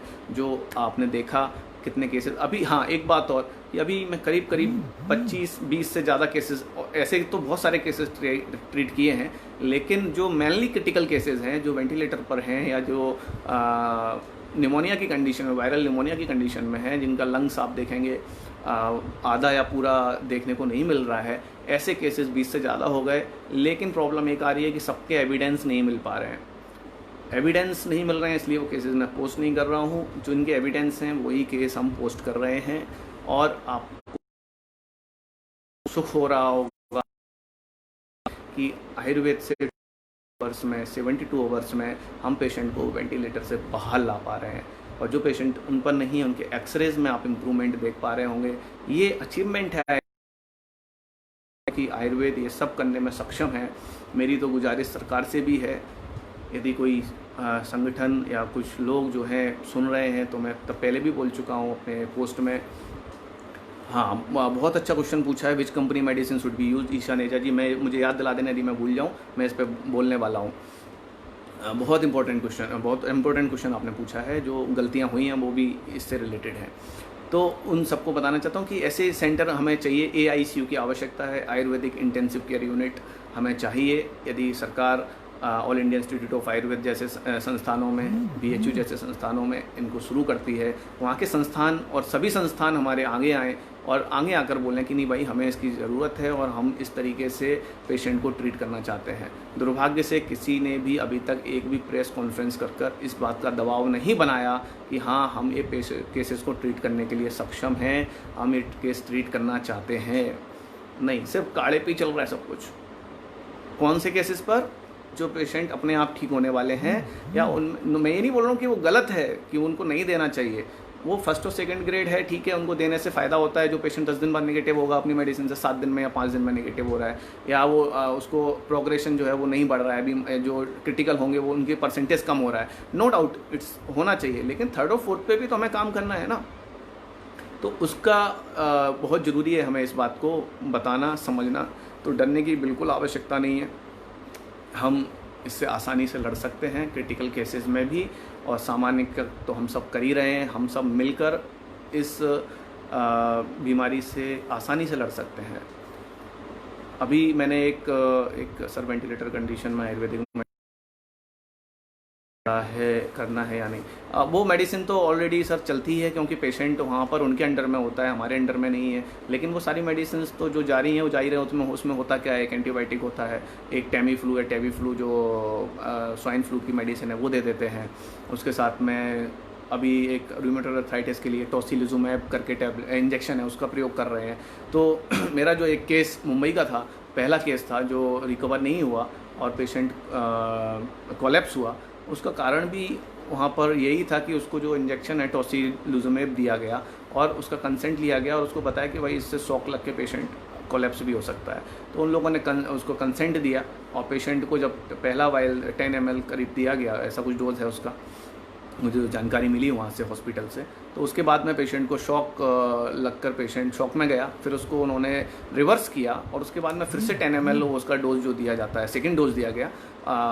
उसके बाद patient morning 5 o'clock patient collapse हो गया, उसको वो रिवर्स नहीं कर पाए। तो सिर्फ एक वो केस है जो हमारा ट्रीट नहीं हुआ अभी तक क्रिटिकल कंडीशन में जितने भी आए। बाकी सारे केसेस जो भी अभी तक मेरे पास आए हैं सभी इम्प्रूव हुए हैं, सभी वेंटिलेटर से बाहर आए हैं। और मुझे बताते हुए हर्ष है कि ये सब आयुर्वेद के माध्यम से मेरे गुरु समीर जमदग्नि सर के आशीर्वाद से हो पा रहा है। ये सब धन्वंतरी भगवान की कृपा से हो रहा है। अभी मैं एक सर्वे बता रहा हूँ, ये बात जो मैंने बताई, मेरा जो सक्सेस रेशो है, अभी इन बेंगलोर का एक सर्वे आया था, उसमें बताया गया कि ICU में गए हुए पेशेंट्स में 97% फैटल रेट है। मतलब यदि 100 पेशेंट अंदर जा रहे हैं तो मुश्किल से 3 पेशेंट आ रहे हैं बाहर, 97% नहीं आ रहे हैं, 97 लोग नहीं आते हैं वापस। ये इसमें एक प्रॉब्लम है। क्योंकि क्यों है ऐसा, अब मुख्य बात पर करते हैं। ये तो हो गया जो आप लोग पूछना चाहते थे, मैंने बताया। तो बात यह है कि पेशेंट्स जिनकी इम्यूनिटी काम नहीं कर रही है, अब इम्यूनिटी किनकी काम नहीं कर रही है, हाई रिस्क पर कौन कौन है? हाई रिस्क पर जो डायबिटिक हैं वो हैं, हाइपरटेंसिव हैं वो हैं, या कोई भी ऐसी डिसीज़ है जो ऑटोइम्यून डिसीज से ग्रसित हैं वो हैं, या जिनका कोई रीनल ट्रांसप्लांट हुआ है, लीवर ट्रांसप्लांट हुआ है, इस प्रकार के जो ऑटोइम्यून मेडिसिन पर हैं वो हाई रिस्क पर हैं। और हाई रिस्क पर होने का कारण क्या है? इन सबके शरीर में इन्फ्लामेटरी कंडीशन हमेशा बनी रहती है। इन्फ्लामेटरी कंडीशन जब हमेशा बनी रहती है तो ऐसी कंडीशन में जब वायरस के कांटेक्ट में आप आते हैं, मरीज़ आता है, तो उसको मीडियम मिल जाता है और वो वहाँ पर अपने आप को मल्टीप्लाई करता है। ये मेन कारण है। इसीलिए सीआरपी टेस्ट करते हैं और सीआरपी टेस्ट में देखेंगे बढ़ा हुआ आता है। ये इन्फ्लामेटरी कंडीशन को ही जांचने की एक टेस्ट होती है सीआरपी। तो अब ये तो बात हो गई जिन लोगों में बीमारियां हैं, हमने बता दिया आपको कि भाई ये होती हैं। लेकिन आज यंग जनरेशन में भी वही 22-22 साल के लड़के, 25-25 साल के लड़के, 30-30 साल के यंग एज के लड़के भी इस क्रिटिकल कंडीशन में जा रहे हैं। कई केसेस मेरे पास ऐसे आए। तो वो क्यों जा रहे हैं? उसका कारण है कि यदि कोई हॉस्टल में रह के पढ़ रहा है, या कोई बाहर पढ़ रहा है, या कोई जॉब कर रहा है, तो उनकी जो लाइफ स्टाइल है, फूड हैबिट्स हैं, अच्छी नहीं है। कोई अल्कोहल ले रहा है, कोई स्मोकिंग कर रहा है, बहुत ज़्यादा कर रहा है, और उनकी फूड स्टाइल अच्छी नहीं है। वो कभी खाते हैं, कभी नहीं खाते हैं, कभी रात में खाते हैं, कभी दिन में खाते हैं। तो इन सब के कारण क्या होता है, हमारे शरीर में इन्फ्लामेटरी कंडीशन पैदा हो जाती है, या आम पैदा हो जाता है। कफ और पित्तज अवस्था हमेशा, और उस कंडीशन, ब्रेड खा रहे हैं, रोज ब्रेड खा रहे हैं, बोले दूध, लोगों का एक ब्रेकफास्ट है कि रोज़ सुबह उठेंगे और वो दूध ब्रेड ही खाएंगे। तो इस तरीके की चीज़ें जो हैं हमें बीमारी की तरफ ले जाती हैं। इसलिए आयुर्वेद चिकित्सक हमसे मिलना है पेशेंट्स को, और हम सबको भी आगे आने की ज़रूरत है। हमें बताएं पेशेंट को क्या सही है, क्या गलत है, और उसका रीज़न दें, उसका तर्क दें कि भाई नहीं, ये इसलिए करना है और इसलिए नहीं करना है। तो ये बहुत ज़रूरी है, इस तरीके से समझाना है। तो ये पूरा था आज कोविड-19 के बारे में, critical management, critical treatment through Ayurveda, through Ayurveda in कोविड-19। और एक क्वेश्चन था जो बहुत महत्वपूर्ण, कि किस कंपनी की मेडिसिन यूज़ करनी है। तो बाकी सिर्फ मल्ल सिंदूर जब सजेस्ट करूँगा जब भी, या आप इसको कोई डिसीजन लेके मल्ल सिंदूर का प्रयोग करेंगे, तो वो कोई भी कंपनी का हो चलेगा, लेकिन उसमें आपको रस कर्पूर चाहिए। सिंदूर है मार्केट में, एक सिंदूर है जिसमें पारद गंधक पारद मल्ल बनाया हुआ है, जो है उसमें रस कर्पूर भी है इसके अंदर। लेकिन ये भी हमने ट्रायल करके देखा, गलती से हुआ है। मल सिंदूर ले लो, मल सिंदूर लेने के बाद में पेशेंट में इम्प्रूवमेंट नहीं आ रहा था। तो हमने फिर एकदम से याद आया मुझे कि यार कहाँ गलती हो रही है। तो एनालिसिस बहुत ज़रूरी है, हर 24 आवर्स में करना ही है। हमने उस केस में भी किया, तो देखा कि यार इम्प्रूवमेंट नहीं आया, ऐसा क्यों हो रहा है। फिर मैंने उसको पूछा कि भाई कौन सा मल सिंदूर लिया है, तो बताया कि भाई ये कोई थी मल सिंदूर। मैंने उसमें कंटेंट किया तो उसमें रसकर्पूर नहीं था। तो इस बात का ध्यान रखना है कि उसके अंदर रसकर्पूर होना चाहिए। और रसकर्पूर डालने वाली कंपनी जो मेरी नज़र में अभी तक है वो बैद्यनाथ और सरमायु, ऐसी 2 कंपनी हैं जो बना रही हैं जिसमें रसकर्पूर होता है। रसकर्पूर जिसमें नहीं है वो मल सिंदूर का प्रयोग फ़ायदेमंद नहीं है इस कंडीशन में जितना हमें चाहिए। ठीक है, अब मैं क्वेश्चंस लेता हूँ। आप लोगों को सुन के अच्छा लगा होगा जो मैंने बताया है, लेकिन फिर से मैं वार्निंग दे रहा हूँ इस बात की, आपको अलार्म कर रहा हूँ इस बात के लिए कि जो भी आज योग बताए गए हैं इनको कोई भी नया चिकित्सक या कोई भी ऐसे ही उठा के यूज़ मत करना प्लीज़। उसके लिए ग्रेडिंग करवाना, ग्रेडिंग करके उसकी स्टेज डिसाइड करेंगे, उसके आधार पर मेडिसिन की डोज निर्धारित होगी कि भाई 10 mg देना है, 20 mg देना है, 30 mg देना है, 40 mg देना है, ये डिसाइड करेंगे। और उसके बाद हम उसको आगे हर 24 आवर में एनालिसिस करेंगे।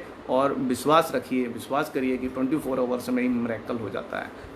चूँकि मैं मिरेकल शब्द को यूज़ नहीं करता हूँ, दिस इज़ द साइंस, और वो देखने को मिलता है कि 24 आवर्स, किसी में 72 आवर्स, किसी में 48 आवर्स में पूरी कंडीशन बदल जाती है और पेशेंट बाहर आ जाता है। तो ये आयुर्वेद का सामर्थ्य है, ये आयुर्वेद की इफ़िकेसी है जो हम भूल गए हैं शायद।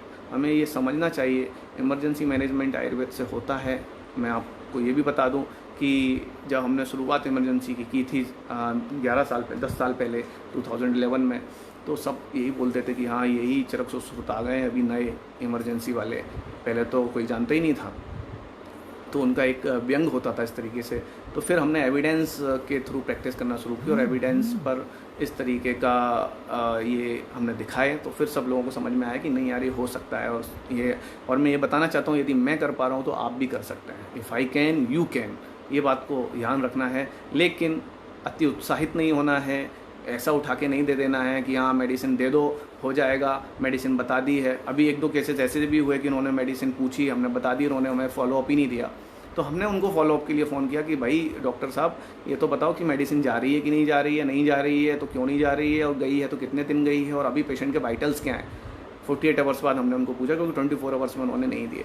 यदि कोई भी ऐसी कंडीशन आ रही है तो एनालिसिस उसका बहुत ज़रूरी है, उसके वाइटल्स देखने ज़रूरी हैं। ये कोई साधारण मेडिसिन नहीं है जो हम गुड़ूची और अश्वगंधा की तरह पेशेंट को या कोई काढ़े की तरह पेशेंट को खिलाते रहें। तो इम्पोर्टेंट बात है, डरना नहीं है, हम सबको मिलकर लड़ना है। खासकर डॉक्टर्स ये बात का ध्यान रखें, वो प्रोन हैं बहुत ज़्यादा, तो डरने की कतई आवश्यकता नहीं है। हर पेशेंट को यही समझाना है जो मैंने होती हैं, पेशेंट को सांस लेने के लिए बोलना है। यदि डीप ब्रीथ लेने में उसको कफिंग हो रही है, then this is the alarming condition, patient it may be in 3rd stage और 4th स्टेज। ठीक है, अब क्वेश्चंस लेते हैं, आप लोगों के जो भी प्रश्न है। स्पेशली एलर्जिक राइनाइटिस वाले पेशेंट के बारे में क्या करें एज ए प्रिवेंशन, और ये हाई रिस्क। हाँ, जो भी पेशेंट ऐसे हैं तो हाई रिस्क में बोल सकते हैं हाई रिस्क में रहेंगे, लेकिन ऐसे केसेस में सिंपल लक्ष्मी ब्लास्टर्स का प्रयोग करने से उनको फ़ायदा हो जाता है। लंघन, दूध दही का बंद कर देना है, तो पेशेंट को जब वहाँ पर मीडियम नहीं होगा तो वायरस अटैच नहीं करेगा तो मल्टीप्लाई नहीं करेगा, अटैच कर भी लिया तो भी मल्टीप्लाई नहीं करेगा। This is the best way. आप कितने वायरस को मारोगे? अभी आप देखो कोविड-19 के भी 6 स्ट्रेंस अलग अलग कर लिए गए हैं, 6 प्रकार के अभी तक मिल गए हैं, अभी और ढूंढेंगे तो और मिल जाएंगे। तो आप कितनों के वैक्सीन बनाओगे, आप कितनों के एंटीवायरल बनाओगे? It is not possible, this is not practical. हमारा मीडिया, हमारा देश पता नहीं किसके पीछे लगा हुआ है, तो ऐसे ही पीछे लगे रहने से कुछ होने वाला नहीं है। भारत आज कोविड-19 में अग्रणी भूमिका निभा सकता है अभी भी, लेकिन हमारी सरकारों को सुनना ही नहीं है। उनको तो वहाँ से ही ऑर्डर चाहिए, ऊपर से जब आएगा तभी वो सोचेंगे। तो ये तो अलग बात है, लेकिन अपना जो हाथ में हम वो कर सकते हैं। कोविड, अरे धीरे क्वेश्चन बहुत स्पीड में आ रहे हैं मैं पढ़ ही नहीं पा रहा हूँ। अस्थमिक पेशेंट्स के लिए कुछ वही जो गाइडलाइंस मैंने दी है सबके लिए ही वही है। यदि कोई स्पेसिफिक डिसीज़ है तो उसके लिए स्पेसिफिक ट्रीटमेंट प्रिवेंशन के रूप में शुरू कर सकते हैं, और देनी ही चाहिए, चाहे वो श्वास हो चाहे वो द्राक्षस हो। ऐसे योगों का प्रयोग करें अस्थमेटिक पेशेंट्स, तो वो बचे रहेंगे।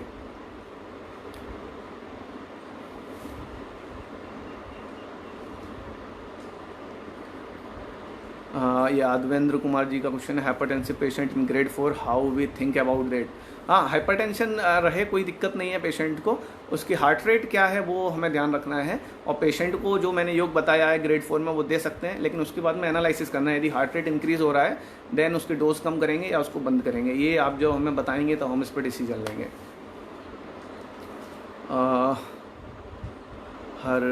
हरनैन Mondal, thank you sir, thank you so much sir, valuable information. Thank you Adarsh ji, Vikas ji, बहुत ही बढ़िया। डॉक्टर अनुज जी, आयुर्वेद को जिंदा रखने वालों, आपका नाम लेकर जाएगा।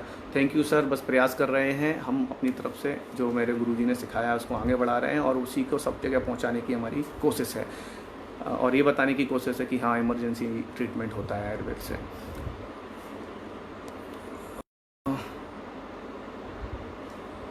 यूट्यूब पर भी उपलब्ध रहेगा क्या? नहीं है तो होना चाहिए, आपसे निवेदन है। सुदेश जी, बिल्कुल कोशिश करेंगे, मैं टेक्निकल मामले में बिल्कुल जीरो हूँ। यूट्यूब पे कैसे जाएगा, ये हमारे मित्र बैठे हुए हैं वो देखेंगे, इसके बाद जा सकता है कि नहीं। यूट्यूब पे जाएगा क्या? रिकॉर्डिंग आ जाएगी, बाद में देखेंगे, तो बाद में डिसाइड होगा क्या होता है। और कोई question? Thank you Sandhya ji, thank you Kirti M, thank you sir for valuable information. Thank you Nilesh sir. What precautions should be taken daily by autoimmune deficiency people? ये क्या क्वेश्चन हुआ? ऑटोम्यून पेशेंट्स यदि कोई भी हैं तो उसको जो भी डिसीज़ है उसके अनुसार उसकी ट्रीटमेंट होनी चाहिए, चाहे वो रूमेटॉइड आर्थराइटिस हो या कोई भी डिसीज़ है उसके अनुसार आयुर्वेद में जो बताई गई गाइडलाइन उसके अनुसार ट्रीटमेंट तो करते हैं, तो प्रॉब्लम नहीं।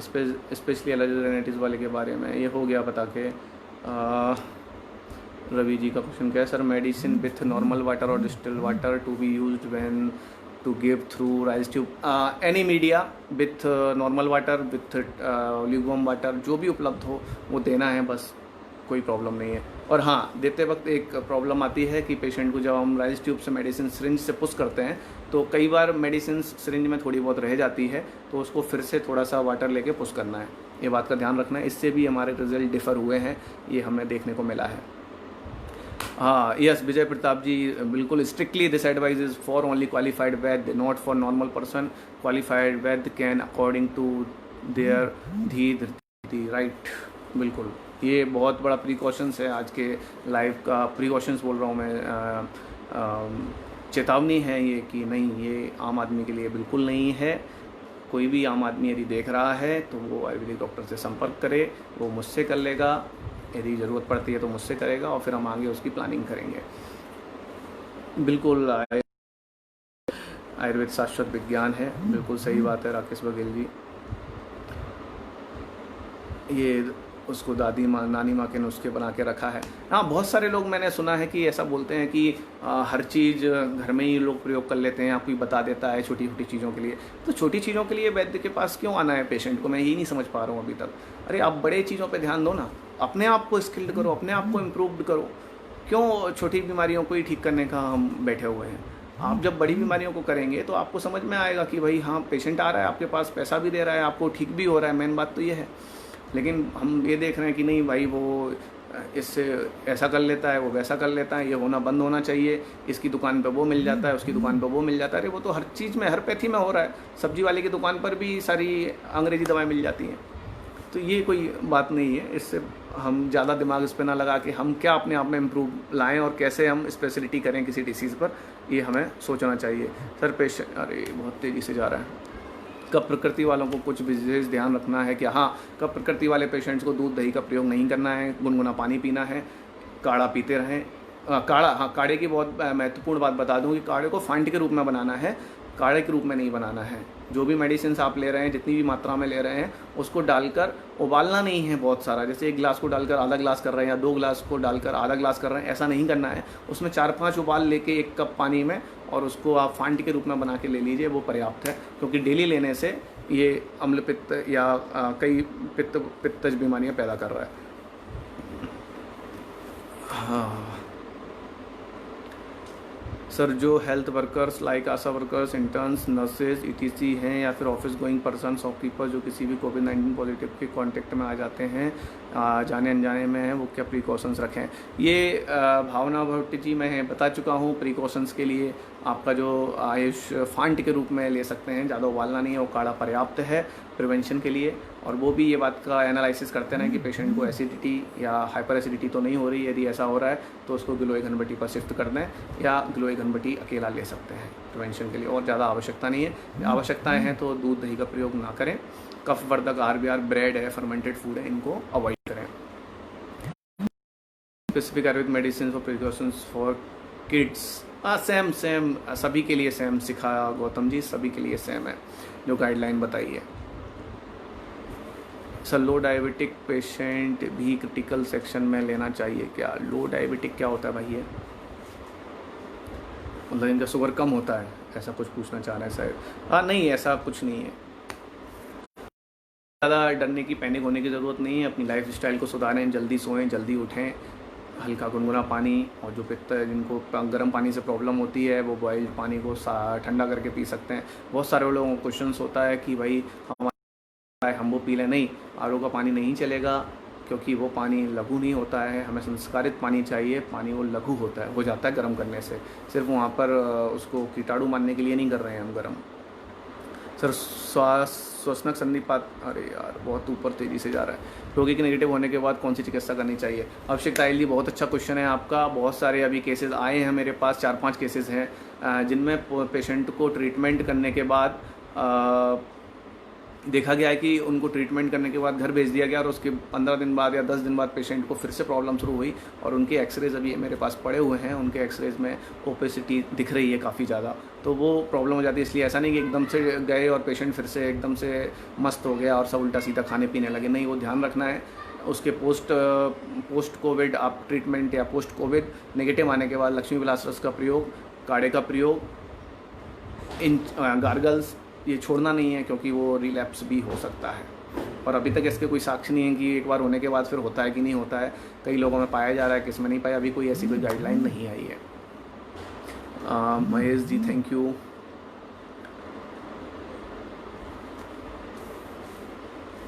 हाँ Sanjay Vaid ji very valuable information, thank you sir. Sir COVID patient में बीपी डाउन होता है, उसके लिए क्या करना चाहिए?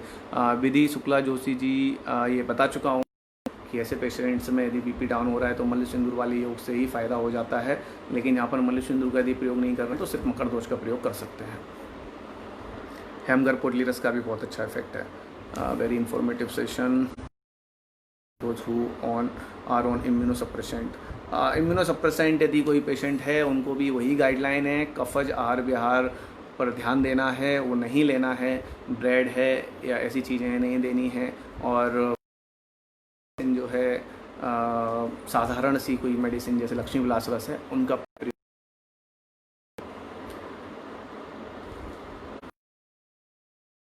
विकास Malik ji sir very effective informative session, keep going sir, thank you, I am trying. COVID positive with high total leukocyte count around 24,000 with SpO2 above 95%, what to be done? ये बता चुका हूँ सर मैं। ऐसी कंडीशन में उसका एक्सरे एनालिसिस बहुत ज़रूरी है, उसमें पैच कितना है कितना नहीं है देखेंगे हम, उसके बाद ग्रेडिंग करेंगे और उसके आधार पर जो मैंने ट्रीटमेंट बताया है उसमें से कोई एक फाइनल करेंगे। Yadvendra ji okay so of explanation about COVID emergency management, thank you Yadvendra Kumar ji. Should be repeat RT-PCR after symptom subside और not to test is required? Sunitra Taneja ji बिल्कुल कोई रिक्वायरमेंट नहीं है, रिवेकेटिव आया कि नहीं आया उसको जानने की कोई आवश्यकता नहीं है। और अभी तक की जो है 9 दिन के बाद या 10 दिन के बाद पेशेंट को वो दूसरे को संक्रमण नहीं फैलाता है, ऐसा आया है। लेकिन ये भी कंफर्म नहीं है कि है कि नहीं, लेकिन ये रूल आउट करने की बिल्कुल आवश्यकता नहीं है कि पेशेंट नेगेटिव हुआ है कि नहीं हुआ है। यदि उसके सिम्टम्स नहीं हैं और सबसाइड हो गए हैं, पेशेंट नॉर्मल फील कर रहा है, तो कोई चिंता की बात नहीं है। It's good that you are private. निकल गया message. Sir what to do in children? अरे यार इतनी तेज़ी से हो रहा है भाई। सर आप कौन सी कंपनी के मेडिसिन यूज़ करते हैं? इस केस में कोई भी कंपनी की मेडिसिन यूज़ कर सकते हैं जो मिल जाए आपके शहर में। और जो मल सिंदूर का है वो मैंने बताया है, वैद्यनाथ या सरमायु का करना है, या किसी का भी कर सकते हैं जिसमें रस कर्पूर हो। यूज़ ऑफ ऑक्सीमीटर, हाँ यस, SpO2 चेक करने के लिए आशुतोष जी ऑक्सीमीटर का प्रयोग करना है।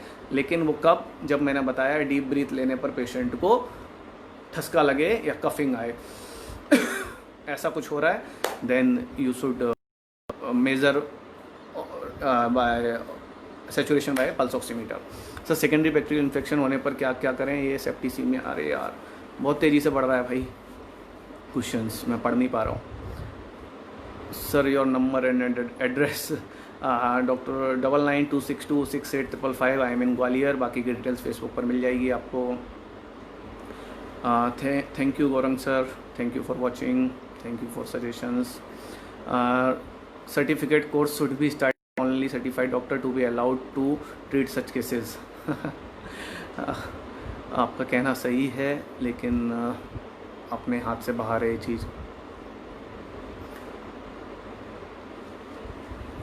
Yes Ayurveda very ultra science, Raj Agrawal, yes no doubt.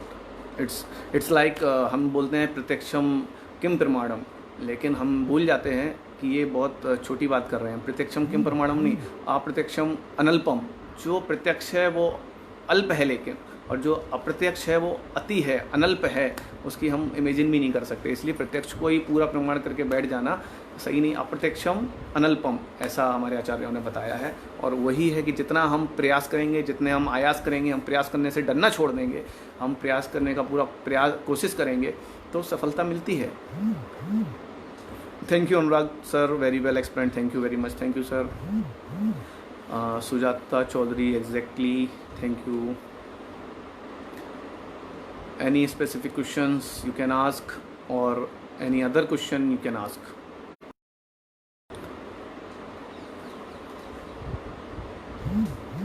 What about session?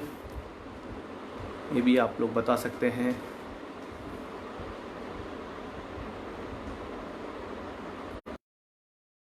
हाँ, शून्य कुमार बजाज, लूज मोशन की कंडीशन में क्या करना है? कुछ नहीं करना है, सेल्फ सबसाइड हो जाता है, कुछ अलग से देने की ज़रूरत नहीं है। यदि किसी के मोशन हो ही जा रहा है, अभी तक ऐसा देखने को नहीं मिला है कि लूज मोशन होते ही जा रहा है, 1 या 2 या 3 बार पेशेंट को लूज मोशन होते हैं, उससे कंफर्म हो जाता है, उसके बाद में लक्षण देखने को मिलते हैं, बंद हो जाता है वो। गोजीवादी क्वाथ या कोविड का उपयोग कर सकते हैं? यस, उत्कर्ष वाजपेयी जी, बहुत अच्छा क्वेश्चन है। गोजीवादी क्वाथ का प्रयोग पोस्ट कोविड करना चाहिए। जिन लोगों को ड्राई कफ या ड्राई शुष्कता हो रही है, ऐसी कंडीशन में करें। जब कफ नहीं होना चाहिए, उसको हम स्टेथोस्कोप से या एक्सरे के माध्यम से चेक कर लें। उस कंडीशन में गोजीवादी, एक केस हमने किया था, वो ग्वालियर का ही था और ARDS निमोनिया की कंडीशन में था, सॉरी ARDS नहीं, निमोनिया की कंडीशन में था, लेकिन उसको स्वास्थ्य चिंतामणि और गोजीवादी क्वाथ से फ़ायदा हुआ था, बाकी की चीज़ों से फ़ायदा नहीं हुआ था उसको। सर, इमरजेंसी मेडिसिन को पढ़ना चाहता हूँ। इमरजेंसी मेडिसिन की कोई अलग बुक नहीं है, इमरजेंसी मेडिसिन तरीका है। आपका बेसिक कॉन्सेप्ट कितना अच्छा है इस पर डिपेंड करता है, और आप कितना रिस्क ले सकते हैं अपने नॉलेज के साथ, इस पर डिपेंड करता है। कोई ऐसी बुक नहीं है कि भाई इमरजेंसी के लिए आप इसमें से फार्मूला उठा के दे दो। Ayurveda is not about formula. Covid patients में जो डायबिटीज़ का पेशेंट है, उनका ब्लड ग्लूकोज, अरे यार, वायरल डायरिया होने पर क्या करें? वायरल डायरिया होने पर आनंद भैरव रस का प्रयोग करें। यदि किसी पेशेंट को ज्वर भी है और उसको अतिसार भी है, तो आनंद भैरव रस का प्रयोग करें। सिर्फ अतिसार है तो भी उसको आनंद भैरव रस का प्रयोग करें। वायरल कोविड में भी यदि ऐसा हो रहा है तो भी आनंद भैरव रस का प्रयोग कर सकते हैं, यदि बंद नहीं हो रहा है। नॉर्मली देखा गया है कि कोविड में बंद हो जाता है अपने आप, लेकिन नहीं हो रहा है तो आनंद भैरव रस का प्रयोग कर सकते हैं। बेस्ट मेडिसिन है। ज्वर और अतिसार जब एक साथ हो तब आनंद भैरव रस का प्रयोग बेस्ट है। सर, लंघन एवं पथ्य के बारे में, लंघन का मैंने बताया ही है। लंघनम लघु भोजनम, शुरुआत के कुछ दिनों में जब पेशेंट इन्फेक्टेड हुआ है या संक्रमित अवस्था में है या डाउट कंडीशन में है, तो उसको 3 दिन तक बहुत लघु आहार लेना है, कफवर्धक आहार विहार नहीं लेना है, दूध दही नहीं लेना है, खिचड़ी जैसा कुछ लेना है, गर्म पानी पीना है। पानी पीने से हो जाता है, तो गर्म पानी बहुत ज़रूरी है, गुनगुना पानी पेशेंट पिए, ये इतना पर्याप्त होता है। सर, लंघन तो करके बहुत भूख लगने पर what should we give to patient? हाँ, लंघन किया है और उसके बाद में अच्छी भूख लग रही है पेशेंट को, तो उसके बाद में उसको खिचड़ी देनी है और 2 दिन के बाद उसको सामान्य आहार पर ले सकते हैं, कोई प्रॉब्लम नहीं है। पेशेंट कोविड नेगेटिव के आने के बाद क्या अमृता रिस्ट दे सकते हैं? बिल्कुल दे सकते हैं उत्कर्ष Vajpayee ji, no problem. Mild दिया और थोड़ी बहुत जो पेशेंट को हरारत फील होती है वो उससे रिकवर हो जाती है।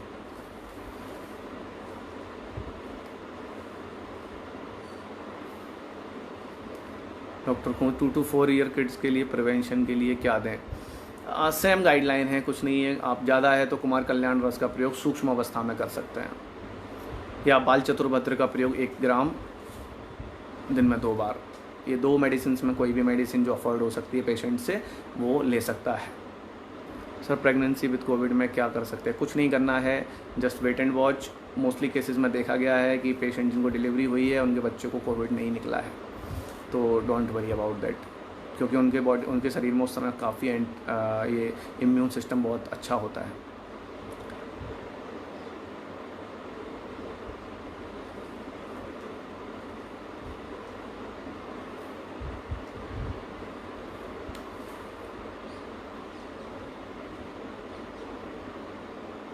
हाँ बिल्कुल, वैद्य सोम जायसवाल जी, लघु आहार विहार। हाँ, लघु सिर्फ खाना भी नहीं, विहार पर भी ध्यान देना है कि early to bed early to rise, ये भी ध्यान रखना है पेशेंट को। सुबह थोड़ा सा डीप ब्रीथ वाली एक्सरसाइज करें, अनुलोम विलोम करें।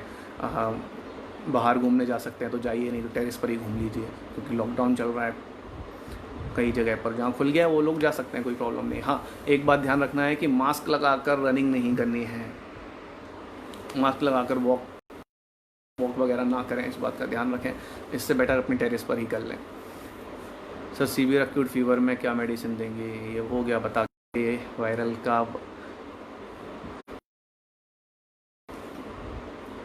व्हाट इन चाइल्ड के क्वेश्चंस बार बार आ रहे हैं। सेम बता रहा हूँ, प्रिवेंशन के लिए कुमार कल्याण रस या बाल चतुर्भद्र या दोनों या कोई एक अफोर्ड जो कर सकता है पेशेंट उसका प्रयोग कराना चाहिए, उससे उसका प्रिवेंशन बना रहेगा। और यदि कोई संक्रमित हो भी गया है बच्चा तो जो गाइडलाइन अभी मैंने बताई वही बच्चों के लिए है, जो स्टेज बाय ग्रेडिंग करके फिर उसको प्लान करेंगे। मैं फिर से बोल रहा हूँ कि जो मेडिसिन्स हैं मलसिंधु, त्रिलोक चिंतामणि, ये साधारण मेडिसिन्स नहीं हैं। कोई भी सुनकर कोई भी ऐसे ही उठा के नहीं दे देना है। इसके डोजेज़ भी हम 24 आवर्स से ज़्यादा के बनाकर नहीं देते हैं, बनाने को मना करते हैं, क्योंकि उसके बाद मेडिसिन्स बदलनी पड़ती है। ये बात आप लोग दिमाग में बिठा लीजिए, मेडिसिन्स हमें बदलनी पड़ती हैं। कोई एक फार्मूला नहीं कि ये दे दिया और इससे ठीक हो जाएगा। सुमन सिंह सर, किस कंडीशन में सिंपल लक्ष्मी विलास और किस कंडीशन में नारदीय लक्ष्मी विलास लेना है? क्या नॉर्मल पर्सन प्रिकॉशंस के तौर पर लक्ष्मी विलास ले सकता है? हाँ, लक्ष्मी विलास का मतलब ही नारदी है, नारदी वाला ही लक्ष्मी विलास रस लेना है तो, और सेकेंड ग्रेड में भी।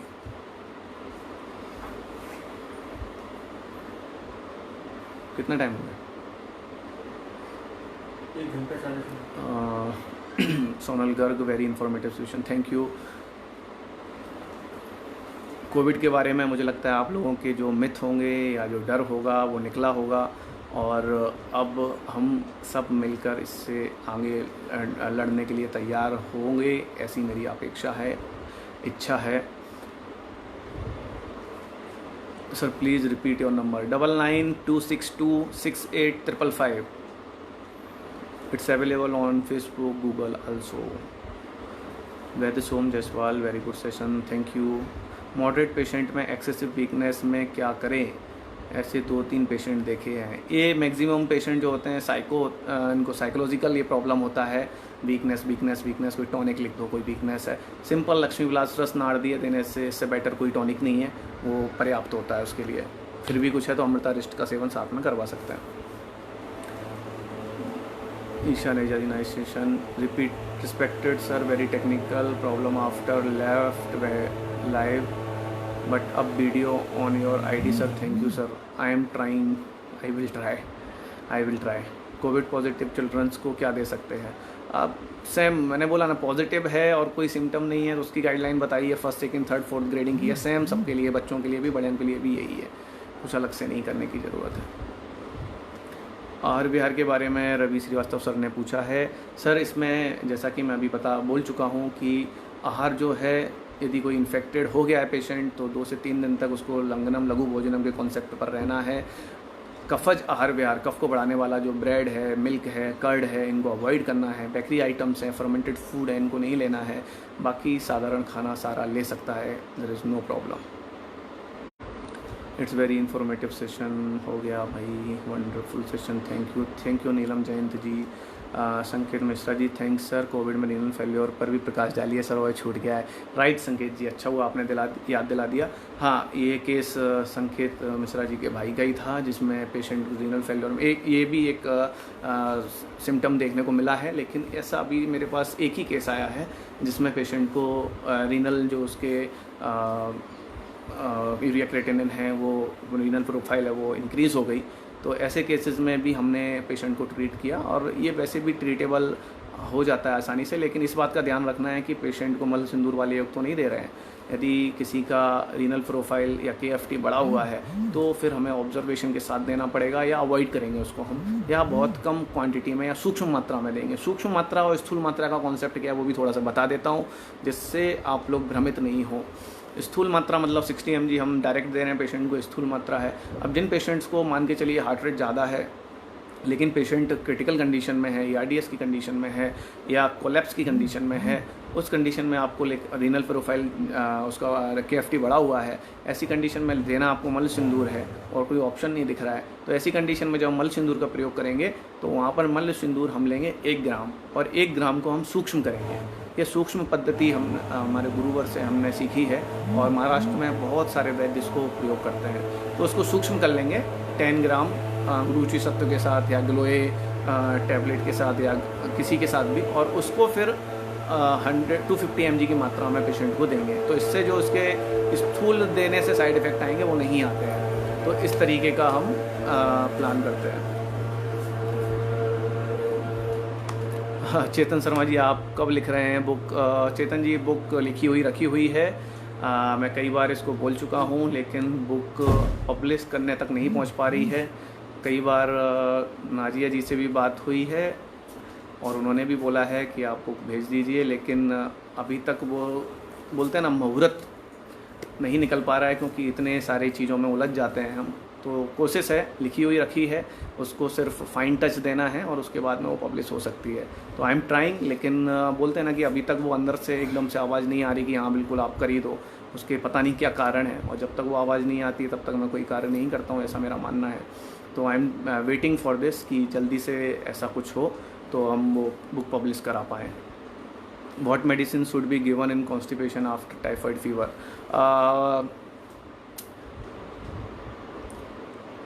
आम पाचन। ये कॉन्स्टिपेशन में कभी भी कोई लैक्सेटिव नहीं देना है एकता जी। कोई भी लैक्सेटिव देने से बचना चाहिए ऐसी कंडीशंस में टाइफाइड के बाद, क्योंकि यहाँ पर जो कॉन्स्टिपेशन होता है मोस्टली वो अमीबाइसिस की कंडीशन में होता है और स्टिकी टाइप होता है। तो यहाँ पर आम पाचन ही इम्पोर्टेंट होता है। यदि बहुत ज़्यादा ज़रूरत है तो एक बार पंचसकार का प्रयोग वन टाइम स्टेट में एक बार कर सकते हैं, बार बार देने से बचना चाहिए। उसके बाद में आम पाचन करिए, उसका नागर मुथा है, शुंठी है, संजीवनी बटी है, उसका प्रयोग कराइए तो उसको ज़रूरत ही नहीं पड़ेगी। सर नेक्स्ट सेशन कब होगा मुझे नहीं पता, ट्राई करेंगे। कोविड रिकवरी के बाद पेनक्रेटाइटिस हुआ है तो क्या दे सकते हैं? ये कुछ हटके है, क्यों हुआ है इसका कारण देखना पड़ेगा हर्ष जोशी जी, और इसकी आप फाइल मुझे व्हाट्सएप करें, फिर हम देख के आपको इस पर रिप्लाई करेंगे।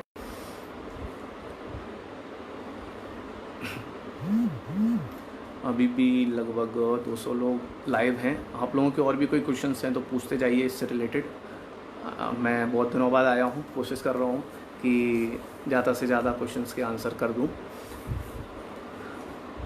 हाँ, लॉकडाउन के समय हम वेबिनार या लाइव आने से बचते रहे, क्योंकि बहुत सारे हो रहे थे ऑनलाइन, तो हमारा सोचना था कि थोड़ा सा कम होने देते हैं, उसके बाद करेंगे।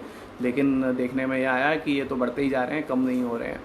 तो इसलिए मुझे आज गुरुवर का जो आदेश था उसके अनुसार, और आप लोगों की जो डिमांड थी कि भाई क्या ट्रीटमेंट दिया जा रहा है, क्या दे रहे हो, आपने क्या गाइडलाइन तय करी है, वो बताने के लिए मैं आज लाइव उपस्थित हूँ आपके सामने। माइल्जिया का ट्रीटमेंट क्या है, किस कंडीशन में करना है, ज्योति रंजन मैडम, उस पर डिपेंड करेगा किस कारण से माइल्जिया है। अदरवाइज माइल्जिया के लिए अमृता रेस्ट सफिशिएंट है सामान्य कंडीशन में या फिर अंगमर्द प्रशमन कषाय। लेकिन अंगमर्द प्रशमन कषाय हर कोई प्रैक्टिस में साधारणतः यूज़ नहीं करता है, उसके लिए आपको अच्छे वैद्य के पास जाकर या मेडिसिन को कलेक्ट करना होगा। तो अमृता रेस्ट का प्रयोग करिए तो माइल्जिया आपका जिन पेशेंट्स को है ठीक हो जाएगा, लेकिन उसका भी कारण जानना जरूरी है।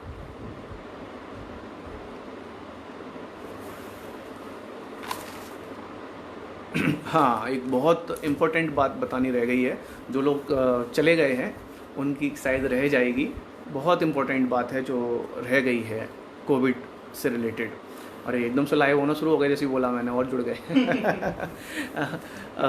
बहुत इम्पोर्टेंट बात है, वो बता देता हूँ कि थर्ड स्टेज में जब मैंने बताया, या कोई भी स्टेज जब ऐसी हो रही है, फर्स्ट सेकेंड अपने को पता नहीं है, उसके बाद पेशेंट सामान्य है और पेशेंट को डीप ब्रीथ करने के बाद में उसको ठसका लग रहा है, तो थोड़ा सा वहाँ पर सीरियस हो सकता है पेशेंट, ये हमें समझना है। और वहाँ से फिर हमें उसकी स्क्रीनिंग करना शुरू करनी है, HRCT करनी है, कोविड टेस्ट भी हम उस समय करवा सकते हैं जिनका नहीं हुआ है। जो पॉजिटिव हैं उनकी तो आवश्यकता नहीं, उनको तो फिर हम एक्सरे करा के आगे देखेंगे भाई कोई उसका केस बिगड़ तो नहीं रहा है, इम्प्रूवमेंट नहीं हो रहा है, ऐसा तो नहीं है। तो ऐसी कंडीशन में पेशेंट्स को डायरेक्ट वेंटिलेटर या बाईपैप से बचाने के एक तरीका है बहुत। उस जो भी पेशेंट्स को जो डिफ़िकल्टी हो रही है रेस्पिरेशन, तो उन सभी पेशेंट्स को प्रॉन वेंटिलेशन देना है। प्रॉन वेंटिलेशन क्या होता है, उसको प्रॉन पोजीशन में लेटे और आधे घंटे से लेकर 45 मिनट तक लेटे रहना है। ऐसा बार बार दिन में 4-5 बार पेशेंट कर सकता है। जब भी उसको डिस्ट्रेस हो, जब भी उसको क्या बोलते हैं इसको, ब्रीथलेस हो रहा हो पेशेंट, या डिफ़िकल्टी रेस्पिरेशन हो रही हो, उस कंडीशन में पेशेंट को प्रॉन वेंटिलेशन देना है। दिस इज़ वेरी इफेक्टिव यदि आप ऐसा कर रहे हैं और उसके साथ में जो मेडिसिन ग्रेडिंग के हिसाब से हमने बताई हैं वो आप प्रयोग करा रहे हैं, उस condition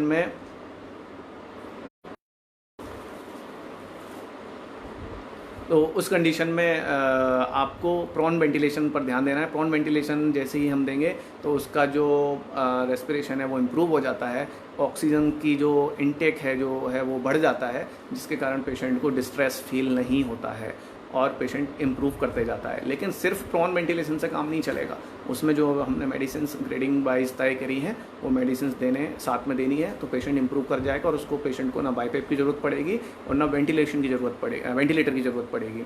this is the most important thing जो मैं बताना भूल गया था कि prone ventilation that is very effective in all ARDS और निमोनेटिक और इन ब्रीथलेस और रेस्पिरेटरी डिस्ट्रेस कंडीशन।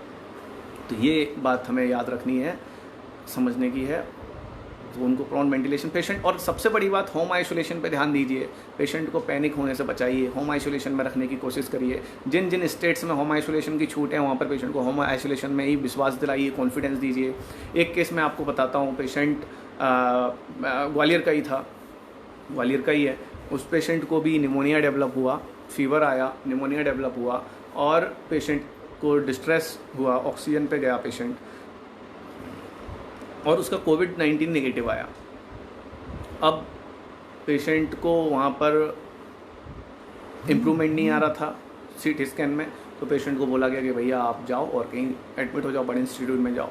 जब मैंने उसके एक्सरेज और CT स्कैन देखा तो मैंने बोला ज़रूरत नहीं कहीं जाने की, आप यहीं रहिए और हम जो ट्रीटमेंट दे रहे हैं उसको आप शुरू करिए। जब हमने वो ट्रीटमेंट शुरू किया और पेशेंट में कॉन्फिडेंस आया, पेशेंट सर्वाइव करके वापस आ गया नॉर्मली और आज एकदम ठीक है। अब वो पेशेंट एक्चुअली फॉल्स नेगेटिव का था, फॉल्स नेगेटिव। तो ये बात भी हमें ध्यान रखनी है कि फॉल्स नेगेटिव और फॉल्स पॉजिटिव भी हो सकता है। ऐसा नहीं कोई नेगेटिव हो गया तो बिल्कुल बिंदास घूम रहे हैं, हमें तो कोई प्रॉब्लम ही नहीं है। यदि कोई सिम्टम आ रहे हैं और वो कोई भी प्रकार के कोविड-19 से रिलेटेड हैं, चाहे वो टेस्ट हो, चाहे वो स्मेल लॉस हो, चाहे टेस्ट लॉस हो, चाहे लूज मोशन हुए हों, चाहे उसको तो इरिटेशन ऑफ थ्रोट हो, शोर थ्रोट हो, कफिंग हो, ड्राई कफ हो, ऐसे लक्षण देखने को मिल रहे हैं, या उसके चेस्ट एक्सरे में पैच दिख रहा है तो उसको ध्यान रखना है कि वो फॉल्स नेगेटिव हो सकता है और फॉल्स पॉजिटिव भी बहुत सारे हो रहे हैं। इसलिए रिलैक्स रहिए, जो गाइडलाइन हम बता रहे हैं, हमने जो डिस्कस की है वो आप यूज़ कीजिए तो पेशेंट को फ़ायदा होते जाएगा और उनको कॉन्फिडेंस मिलता है। Home isolation is the best treatment. If blood sugar level increase continuously in critically ill patient then by what means we can manage it. ऐसी कंडीशन में शुभम जी का प्रश्न है, डॉक्टर सोम जैन का, हम इस तरीके से पेशेंट को नहीं देखते हैं, हम ये देखते हैं कि उसकी कंडीशन में कहाँ पर प्रॉब्लम आ रहा है। यदि ऐसी कुछ कंडीशन है तो ऑलरेडी हम गुड़ूची और मल्ल सिंदूर जैसे कल्प दे रहे हैं, उससे रिकवर हो जाता है। अलग से कुछ हम नहीं देते हैं और हमें आवश्यकता भी नहीं पड़ती है कि पेशेंट को शुगर को कम करने के लिए अलग से कोई दवा देनी चाहिए।